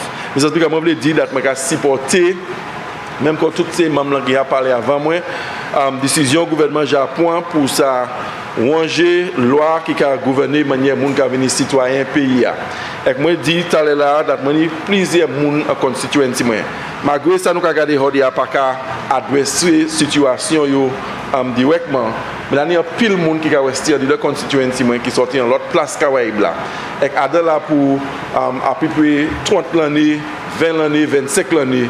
Et tout le temps ça, Mr. Speaker, you can rester dans la communauté, you can rester, puis madame, you can faire ish, you can faire football, you can planter jardin, you can faire travail, mais you pas ni pièce quand des documents, you ça tchabé pour dire que c'est citoyen pays. Et moi, quoi, si un monde déjà resté dans le pays pour autant de temps, Mr. Speaker, et considérer tout ça nous a dit about qu'on nous voulait faire Caraïbes, que tout le monde ça a voyagé en tout pays sans difficulté.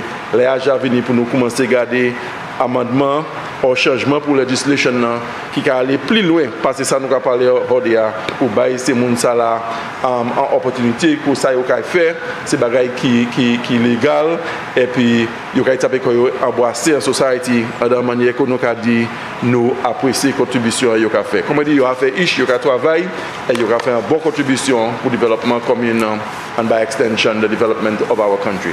And so Mr. Speaker, with this very brief contribution, I support the amendment as proposed.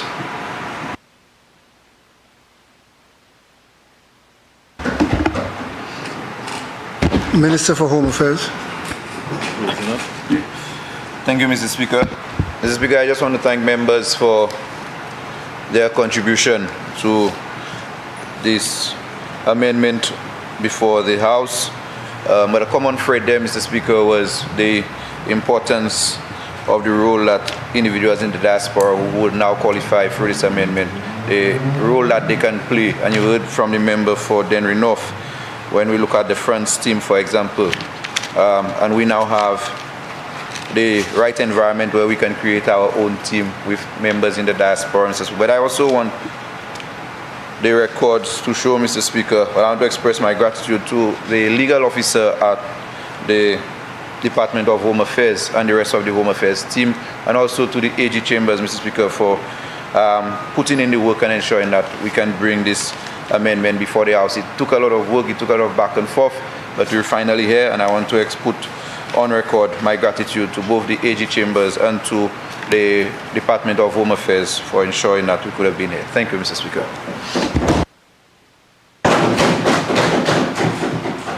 Honourable members, the question is that the Citizenship of St. Lucia Amendment Bill be read a second time. I now put the question. As many as of that opinion say aye. Aye. As many have a contrary opinion say no. I think the ayes have it. The ayes have it. An act to amend the Citizenship of St. Lucia Act, Cap 1.04.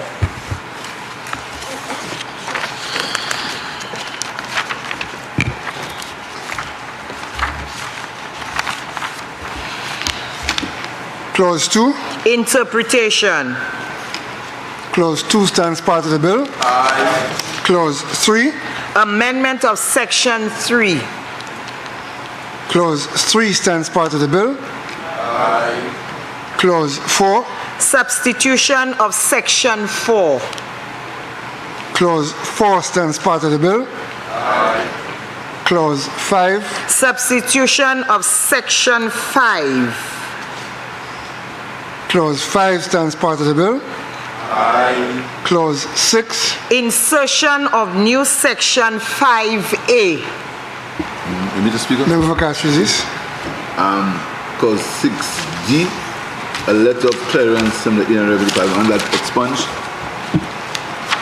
Section what? 6D. 6 what? 5A. 5AD. 5A2D. 5A2. 5A. Okay. A letter of clearance that expunged. Okay, so take out from Inland Revenue Department.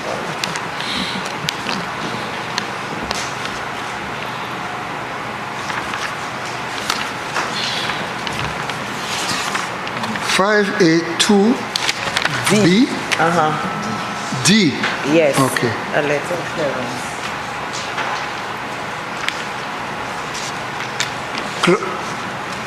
Members, the proposal is that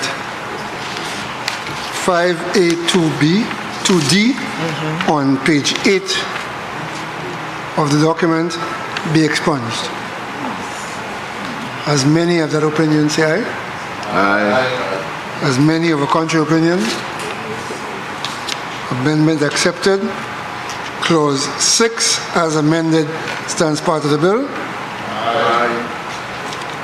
Clause 1. Short title. Clause 1 stands part of the bill. Honourable members, the question is that the committee rises and the bill be reported. I now put the question. As many as of that opinion say aye. Aye. As many of a contrary opinion say no.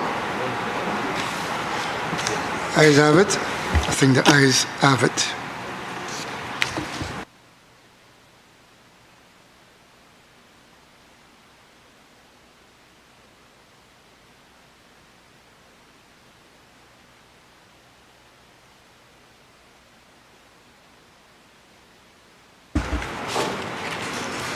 Honourable members, I beg to report that the Citizenship of St. Lucia Amendment Bill went through committee stage with an amendment to Clause 5, Roman numeral 2B.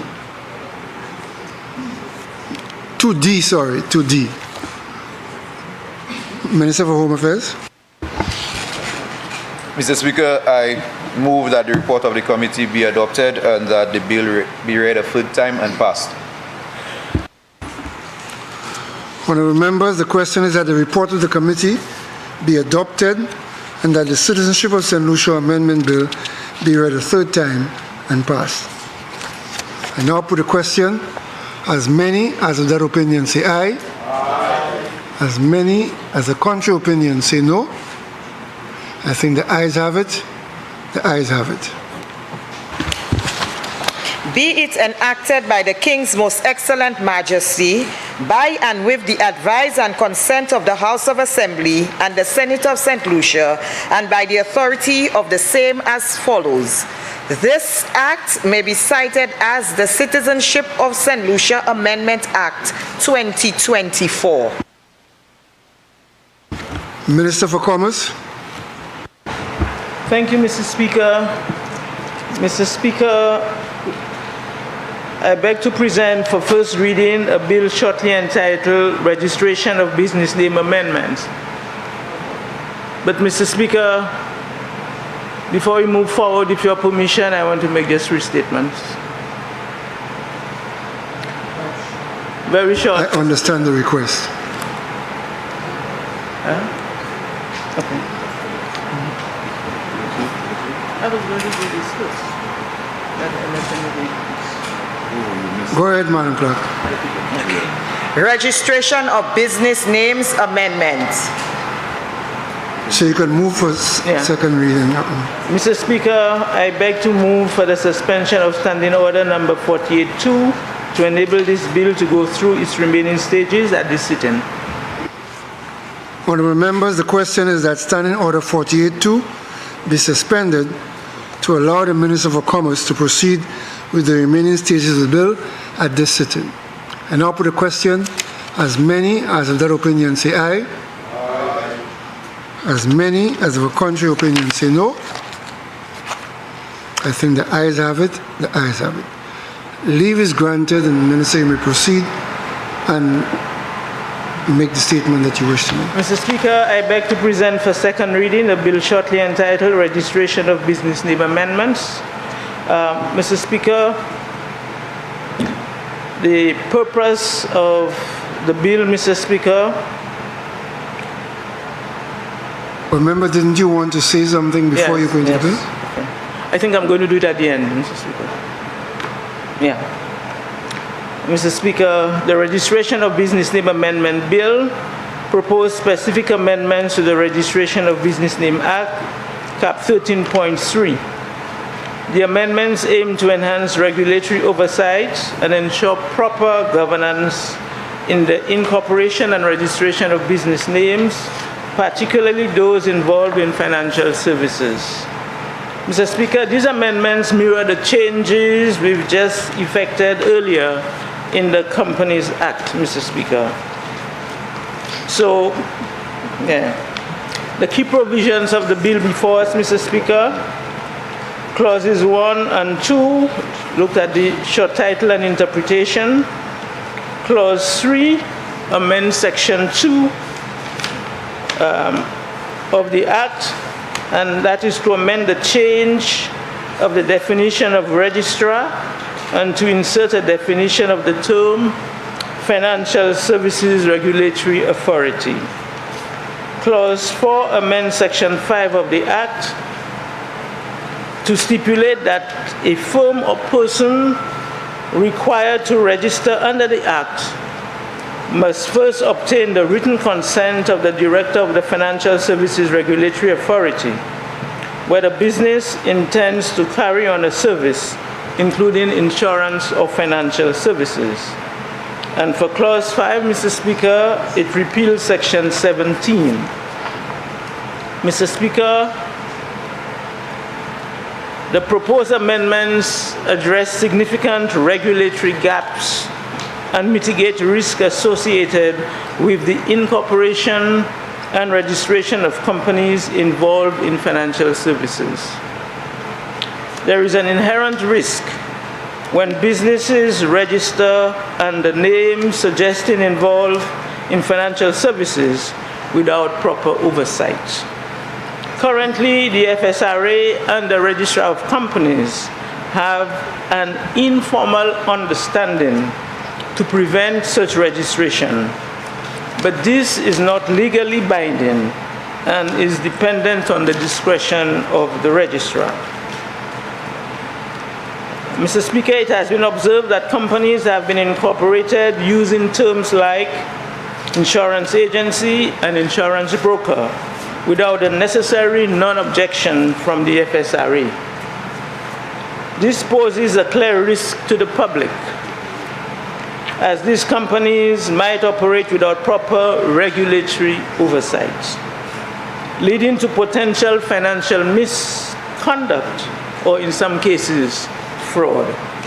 This risk is also relevant to business names. To address this, Mr. Speaker, we propose amending the Act to explicitly require the FSRA's consent for the registration of businesses with names suggesting involvement in financial services.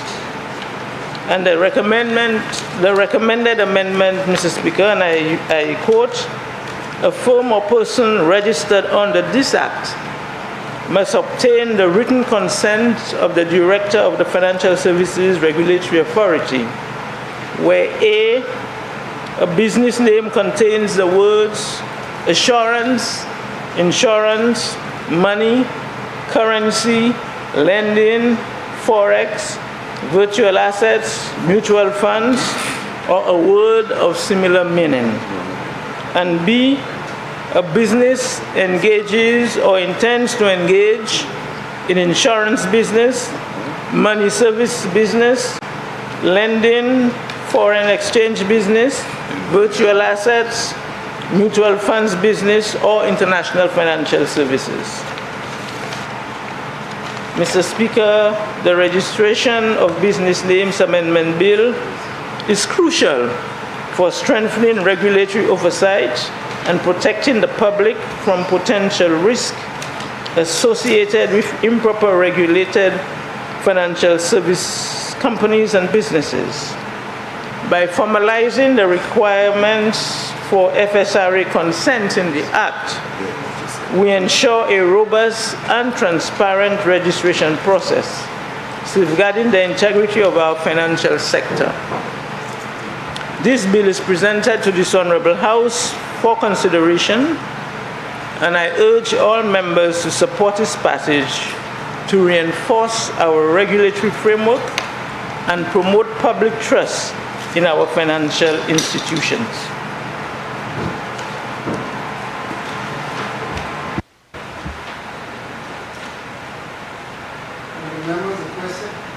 The question is that the Registration of Business Names Amendment Bill be read a second time. Member for Vieux-Fort South. Thank you, Mr. Speaker. Mr. Speaker,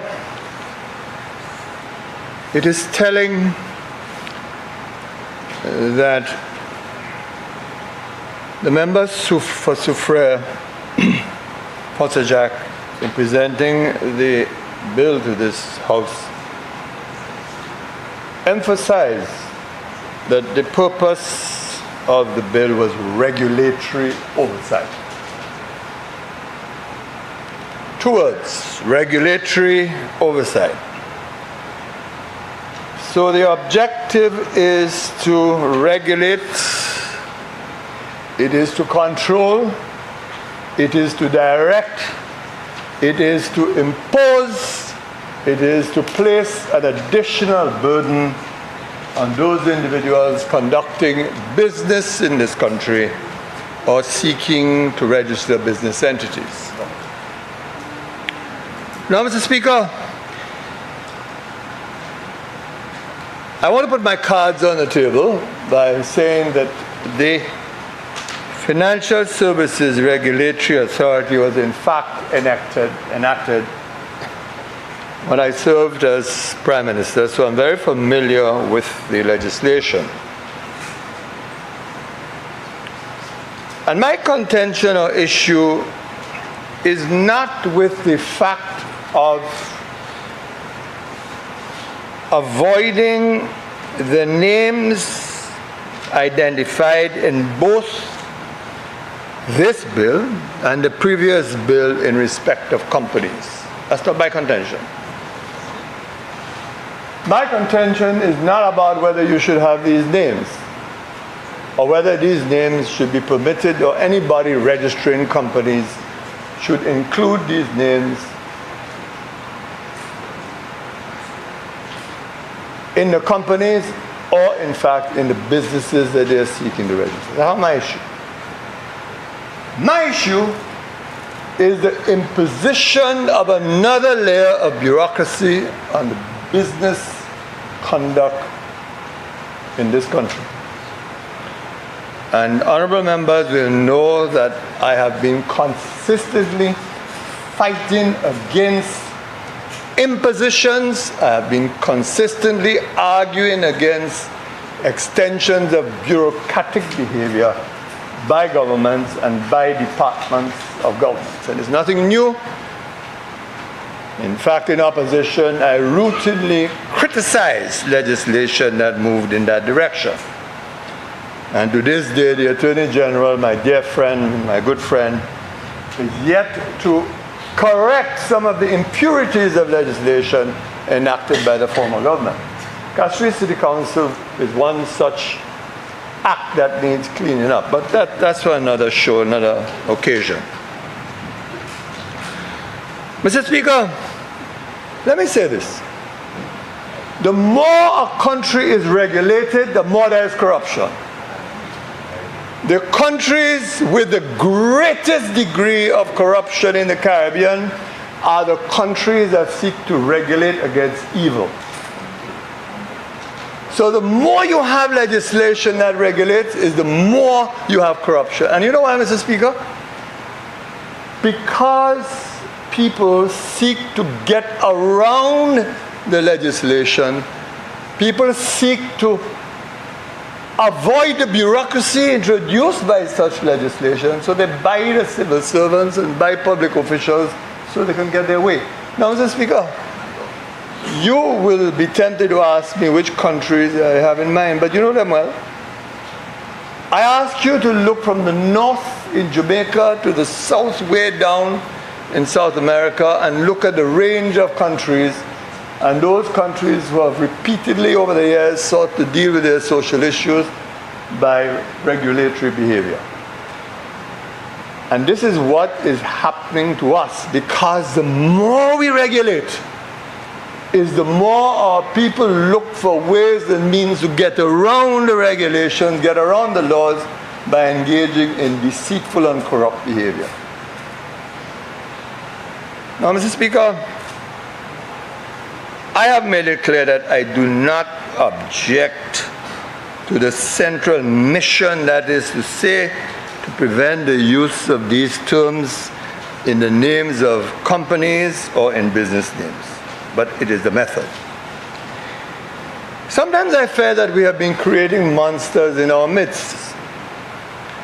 And we have to be very careful that we do not allow a company like, an entity like the Financial Services Regulatory Authority to engage in behavior that we can describe as overreaching, where they want to regulate every simple living thing simply because they themselves have become so inefficient in what they do. And that's my problem. That is my problem. And we have to ask ourselves each time that they come to cabinet or to a minister and say, we want to amend this legislation or that legislation to achieve A, B, and C. And the first question that should be asked, is this overreaching? Is this impinging on the rights of our citizens who engage in legitimate, lawful behavior? And we're not asking that question enough, Mr. Speaker. You know, a few moments ago, and I really don't know whether the member of Castries East had me in mind, although I didn't speak to the bill. But in the committee stage of this bill, he asked that a clause, in clause 6, I'm referring to the Citizenship of St. Lucia bill, be removed. And you know, it is the temerity of it. Do you know, Mr. Speaker, in accordance with what the member from Migo said, you are granting citizenship to grandchildren and offspring of St. Lucian parents, etc., etc. A noble intention, nobody's quarreling with that. But you take a bill like this, where you're trying to get these people to apply for their citizenship, and you put in the bill that they must get a letter of clearance from the Inland Revenue Department. How about somebody who's living in England, a child growing up in England, can get to the Inland Revenue Department and ask for a clearance? And I don't know whether the honorable member saw me in the house and somehow he figured that I might raise an issue about this. I don't know. But it is a kind of stupidity that we engage in because of this problem of overreaching. How you can go and ask somebody who's resident in the UK to go and get clearance from the Inland Revenue Department located all the way in St. Lucia? Why you do things like that? Because it is this culture of overreach, Mr. Speaker. Unnecessary impositions, and it is to the credit of the member that he asked that that clause be excised. And I assume, Mr. Speaker, that the other paragraphs will be subsequently renumbered. Now, Mr. Speaker, I know that when these issues are raised, that people feel that these are inconsequential observations and should not matter. But I want to go back to an issue I previously raised. And again, I don't wish to be misunderstood. I want to go back to the issue of the land registry. I'm going to back there because, you see, Mr. Speaker, we don't understand sometimes the consequences, Mr. Speaker, of this concept of overreaching. It is to the credits of the government, of the relevant ministry that some changes have been brought to the land registry in the last week or so. But I want to tell you what used to occur, and I'm not saying the problems have been resolved. What used to occur, Mrs. Speaker, no lawyer in St. Lucia can execute a deed in St. Lucia, a deed of sale, a deed of conveyance, unless you get the land register documents and you begin to search for the history of the entry on the land register, which often requires you to look at the instruments that created the particular document, etc. But that gives you a history, Mrs. Speaker. For weeks, Mr. Speaker, since February, March, lawyers could not get from the land registry copies of the instruments of these documents. And you know what the consequences were, Mr. Speaker? It meant that since February, lawyers could not execute deeds of sale, which in turn meant that the government of St. Lucia was losing revenue. And to make matters worse, it is known that the banks and financial institutions say that these so-called letters of compliance only have a duration of 3 months, and you have to reapply if, of course, you are unable to complete the transaction in 3 months. So, to illustrate my point, you know what happens, Mr. Speaker? The Land Registry Department, in an important departure, said, lawyers, you can now apply online for your records. Everybody applauded. I came to this house, I applauded. I said, great. Mind you, it came out of COVID.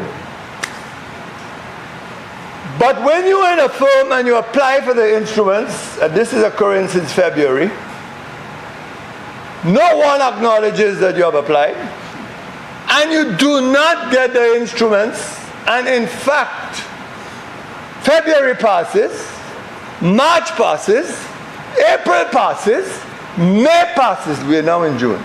Do you know, Mr. Speaker, my firm is only now receiving instruments that it applied for in February. And you know the consequence of that, Mr. Speaker? The consequence is that persons who got sales for properties, those sales were cancelled because of the time issues. People lost their sales. Now, who really should be bearing the liability for this? Who should be bearing the liability?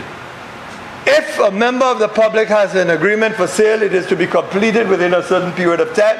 It is not completed because of this kind of behavior with the land registry. Who then is to complete the sale? But guess what, Mr. Speaker? Guess what, Mr. Speaker? For reasons no one could explain, if the individuals went into the land registry and asked for the land register records, they would get it. But the firms, the lawyers would not get it. So you know what the lawyers started to do? They decided they're going to beat the system. The lawyers then started to go themselves directly to get the documents. When they reach there, they tell them, no, you can't go there, you must apply for it online. So lawyers retreat. So the lawyers decided to ask the individuals engaged in the transactions to go to the land registry to ask for the documents. And you know what, Mr. Speaker? All the individuals came to the lawyers' offices and said, here are the documents that you wanted. They can get it, but not the lawyers.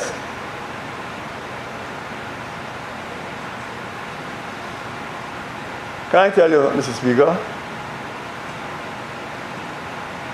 Have you any idea what inducements were offered to get those documents? And I tell you this to make a simple point. The more you engage in bureaucratic and regulatory behavior, is the more people are going to get devious to find ways and means to get around those regulatory practices. Now the question is, what do you do with this legislation? I want to make it very clear that I'm not opposing this legislation.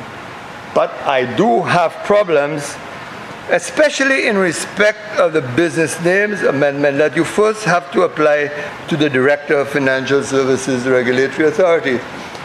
Because there's a very real danger that he or she, they're going to sit on that application until it pleases them to deal with the application. That's the kind of problem that you have. My personal view is that the power should never have been given to the Director of Financial Services, but the power should have remained with the Registrar of Companies and Intellectual Property and allow the Registrar to consult the Director. And in both instances, wherever you go, you apply a timeline that the Director must respond in 14 days. We have to combat this. We have to combat this passion for bureaucracy in this country, for putting impediments to creating business. We're not doing any better with improving business performance in this country. What we're doing is busy passing laws left, right, and center all the time. Regulation, regulation, control, control, all the time. That's what we are preoccupied with. And that is why I believe it is absolutely essential that we constantly ask those questions, necessary as the spirit and intendant may be. And when you see you are locating a power between two or more entities, then your problems are likely to become exacerbated, even more serious, because the power is distributed. We have to begin to manage our civil servants and public officials. We have to make them understand that they're there to serve the public and they can't do the things that they're doing, holding the entire country and holding ordinary people to ransom. I have constantly asked the question, why on earth do we need clearance letters from the Inland Revenue Department? Why is this still existing? There's no statutory basis for it. Why doesn't the NIC need clearance? Let the NIC handle this matter differently. And on top of that, none of these letters are valid more than 3 months. And these days, because of the delays we experience, you can hardly complete any transaction in this country unless you have some special relationship with the officials at certain points in 3 months' time. What are we doing? What are we doing? And that's my issue with these things, Mr. Speaker. And I think we have to be careful that we don't burden our citizens, we don't oppress our citizens, we don't make life harder for our citizens, that we don't put them through unnecessary bureaucracy to undertake simple transactions. And that's my issue. And we have to be careful where we locate power. And we always have to ask that question, whether the location of that power is going to add on our responsibilities and add to our burdens. That really is my simple contribution, Mr. Speaker. I repeat, I have no difficulty with the spirit of the legislation requiring that these terms not be used, but I have difficulty with the location of the power and to whom that power is entrusted, because it is going to cause even more pain for the ordinary citizen in this country. And you know, Mr. Speaker, you see the business registration of business names? Any ordinary citizen can go into the company's register and register a business name, you know. You don't need a lawyer to do that, you know. You really don't need a lawyer to do that. In fact, there are a lot of ordinary St. Lucian small business people who go in and register their own business names. But the question is, what are you doing? You are now putting that power in the hands of a director of financial services before that individual goes from there and on to the company's registry. Why are we doing this? You know, Mr. Speaker, The days are long past when we should ever believe that all public servants act in good faith. They don't. They do not. They have their own agenda, they have their own ambitions, and they interpret power to please them. These days you write permanent secretaries about the plight of citizens, whether they be teachers or otherwise. They don't even bother reply to your letters. The only time the government becomes conscious is when you see the lawyer decides to file a claim, and then suddenly the claim appears. But you know what? We're encouraging it. We are encouraging it. That's what we're doing. Instead of sometimes acknowledging that the letter is received and that we are considering, and can we have a meeting to discuss the contents of your letter? No, they ignore you. That's what's happening. And I think the reality is that we are not monitoring the delivery of the services that we are offering to people. That's the fundamental problem, Mr. Speaker. Now, you want to bet, Mr. Speaker, you'll hear the usual refrain. He was there. Why didn't you do it? That's their line whenever I speak on matters like that. That's their line. You were there. Why didn't you do it? The answer is simple. I had an impeccable record when I attempted to deal with civil service registry. It was a government that I led that abolished the requirement of letters of clearance for people to travel. But the Inland Revenue has found a way to go around it now by latching it on to land transactions. That's the reality of the situation, because the moment you do one thing, they go around it and reinvent to find some other way to get some other approach to get their way. And any government has to constantly fight this preoccupation with bureaucracy. And I ask that consideration be given to what I've said. The more a society is regulated, the more it becomes corrupt. Regulation and corruption feed on each other.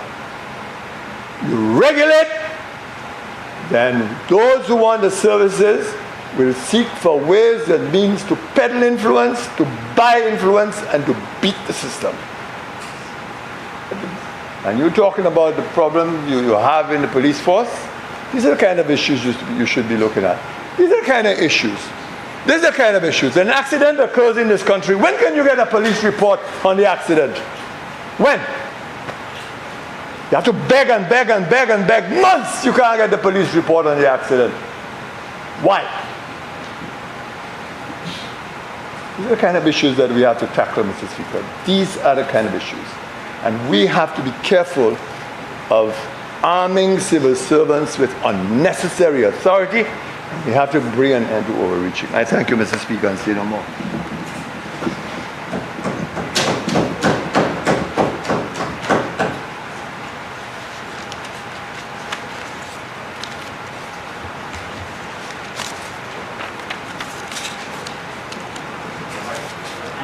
Thank you.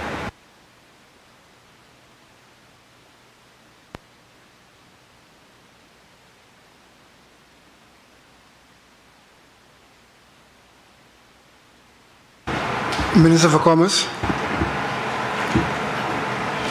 Thank you, Mr. Speaker. Mr. Speaker, I have a few closing comments, but with your permission, I would want to make some comments not related to the bill before us, and which I really wanted to do at the beginning, but I'm doing it now.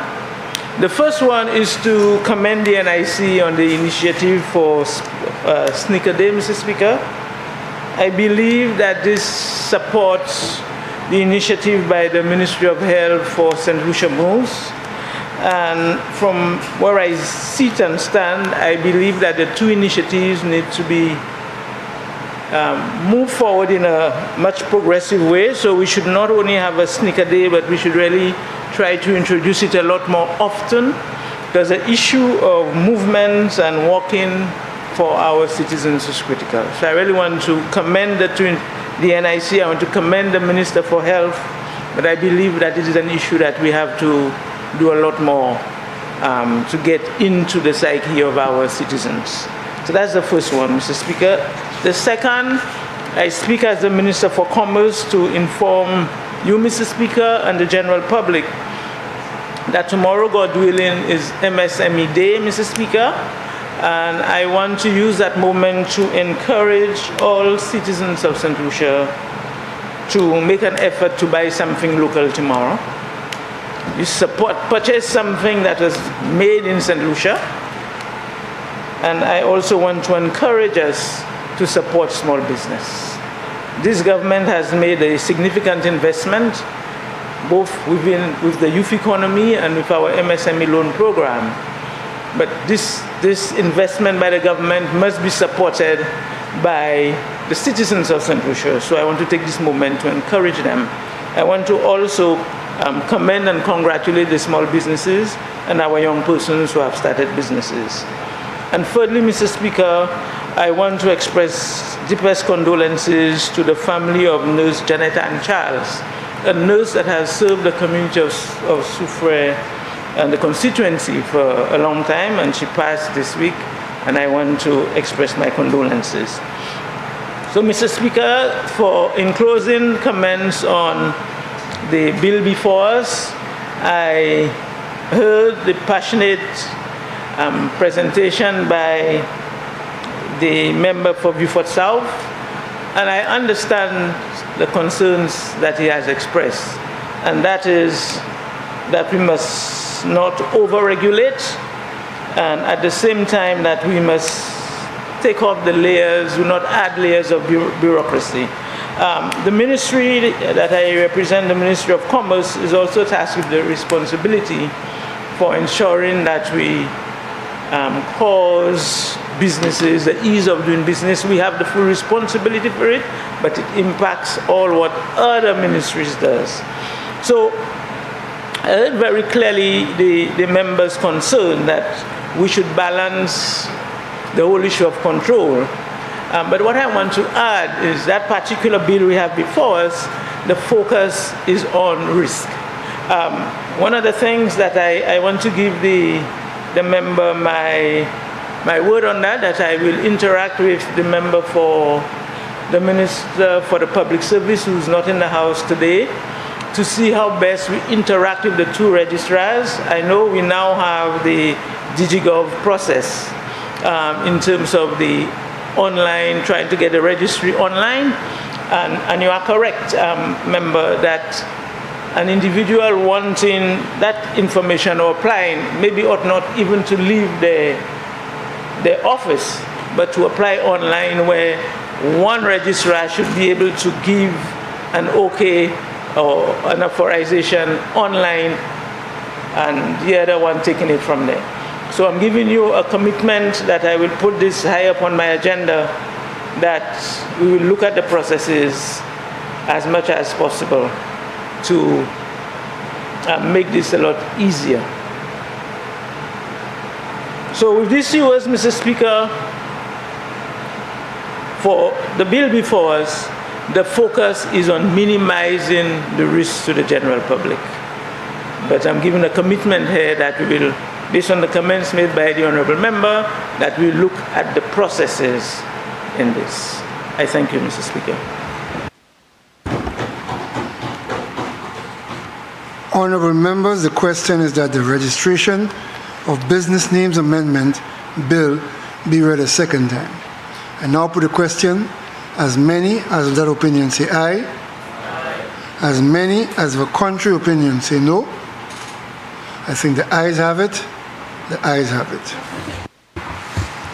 An act to amend the Registration of Business Names Act, Cap 13.03.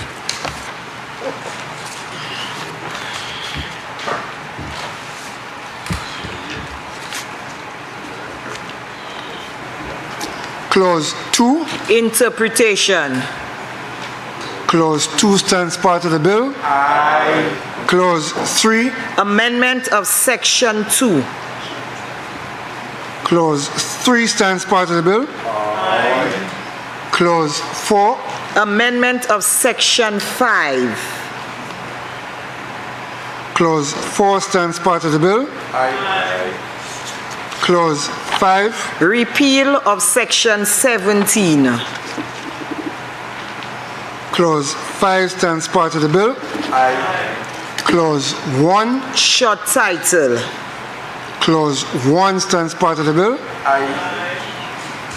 Honourable members, the question is that the committee rises and the bill be reported. I now put the question. As many as of that opinion say aye. Aye. As many as of the contrary opinion say no. I think the ayes have it. The ayes have it.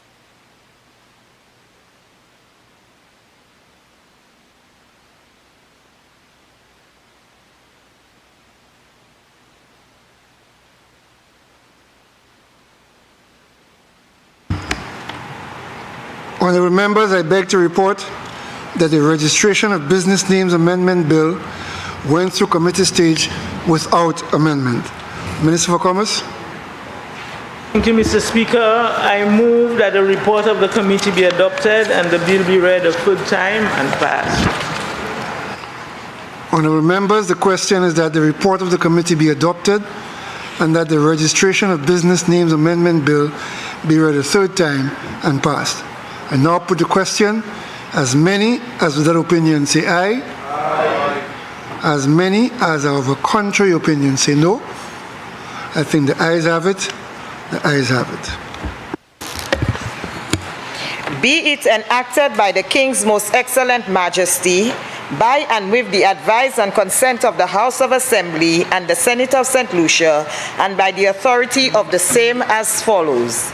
This act may be cited as the Registration of Business Names Amendment Act 2024. Leader of Government Business. Mr. Speaker, I beg that the House stands adjourned. Sign the die. Honourable members, the question is that the House do stand adjourned sine die. I now put the question. As many as of that opinion say aye. As many as of a contrary opinion say no. I think the ayes have it. The ayes have it. Sitting adjourned. All rise.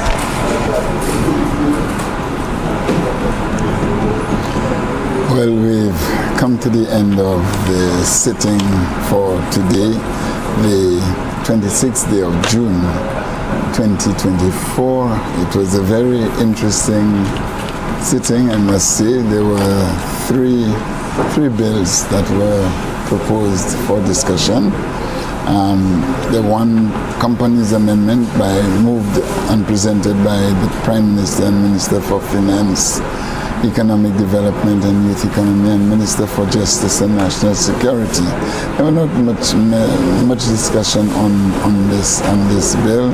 Basically, just the limits of words like assets, insurance, finance, and words like that. There weren't, like I said, there wasn't much discussion on this, except to the member of Parliament for Soufrière, Saint-Jacques, who is also the Minister for Commerce. She gave some support to this bill and also advocating the use of the words, as she said, and giving much support. The Deputy Prime Minister and the Minister for Tourism also moved the copyright amendment, and which did not gather much support either from much not support, but rather discussion from the other members of Parliament.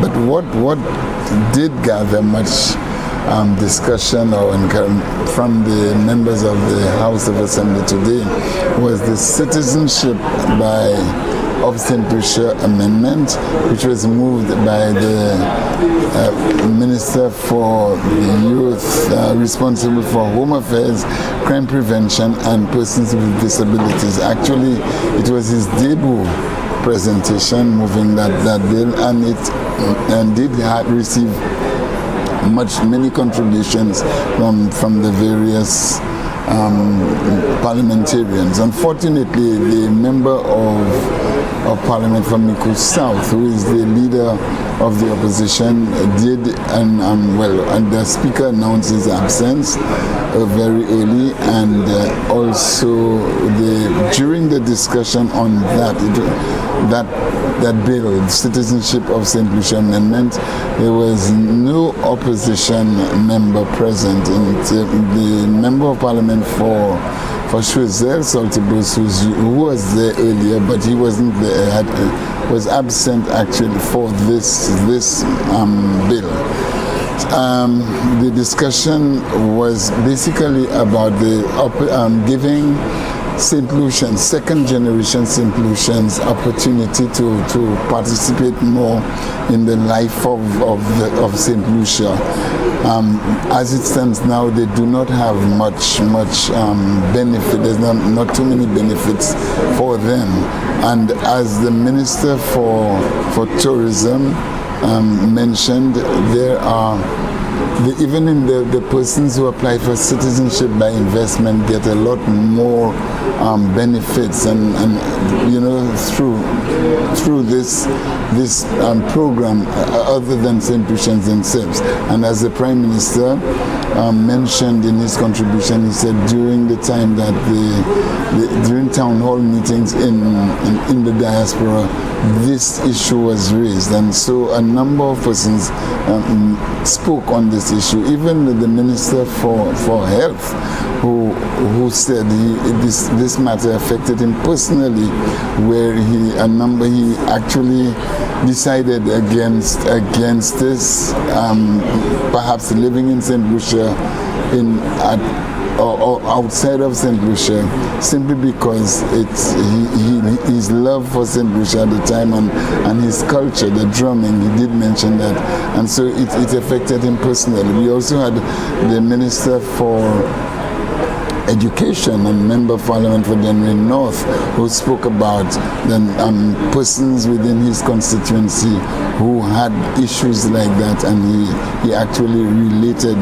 those issues. So he did, and there was also the talk about, I think it was the Prime Minister who mentioned an athlete, Lawrence, from the Lawrenson family, who wants to represent St. Lucia at the Olympics, but because of those limitations, it was not possible. So this bill really did gather a lot of discussion.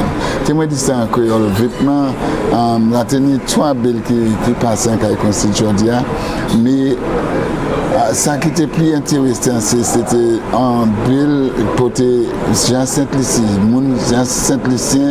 qui fête l'autre pays, avec la famille, on dit Saint-Lucien qui allait l'Angleterre, l'Amérique, Canada, n'importe côté où aller, mais c'est Yichio qui a trouvé un champ de difficulté pour joindre bénéfice. Ils voulaient acheter, ils voulaient faire bagaille Saint-Lucie. J'ai pour représenter Saint-Lucie en sport avec bagaille comme ça. Il y a eu trop de difficultés avec la loi ça là qui passe aujourd'hui. C'est pour bailler en chance pour vivre qu'on Saint-Lucien pour participer et joindre bénéfice même qu'on l'autre Saint-Lucien. Avec ça, à chaque ces différents membres du Parlement parlaient à ça, mais comme on te dit, il était intéressant que ces façades opposition pour partir là, chef façade opposition, on est voir Alan Chasney, il te dit, Speaker Kai Constitué annoncé un bien bonnet qui partait présent avec différentes discussions ça là, particulièrement à ce ça nous a créé citizenship, ça c'est changement pour les affaires pour mon citoyen pays il partait présent non plus, mais c'était une discussion qui un bill qui gêne en chai en discussion comment monde parlait à ce ça là avec qui était présenté par honorable Jeremiah Norbert en capacité comme ministre qui est responsable des affaires nationales, aussi pour empêcher crime, avec aussi monde qui a des habilités. Et comme on dit, la tenue l'autre dernier bill là, ça c'est nous qui a sous affaire registration business. Qui était présenté par le membre parlement pour Soufrière et pour Saint-Jacques, et qui aussi c'est ministre qui est responsable pour les affaires développement business et commerce. Il était présenté un bill sous les affaires business et registration, mais plutôt pour régler business avec docteur Kenny Anthony qui m'a parlé pour soulever fort dit il était un chaque problème et puis qualité loi ça là puisqu'il a affecté il y a trop de lois qui a pour régler monde pour empêcher bagaille fait normal avec il était parlé dit yon se bay là achat se bay là qui croit qui ça fait pour faire la business plus à l'aise. Eh bien c'est ça qui fait ici aujourd'hui à présent quand il a fini nous tenons une belle discussion comme avec nous qui ou même joindre chaque information avec au connecter plus à ces différents bagages qui passent nous avons merci un peu avec demain nous ici et puis Sénat là puisque Sénat qui joint encore demain pour discuter exactement ce qui passe ici puisqu'il a fait un départ. Un nom Virgile qui est pas ici à présent, nous avons dit merci un peu, nom Michael Gaspar, avec un nom c'est technicien, avec tout le travail JS. Merci un peu, avec nous avons pour station MTN pour les programmes.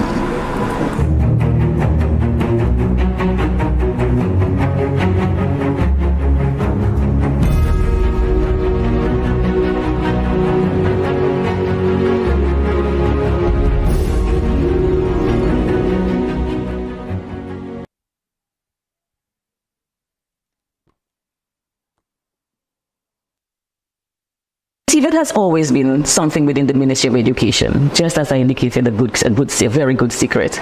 But in 2018, that's when every effort was made to make TVET maybe more visible.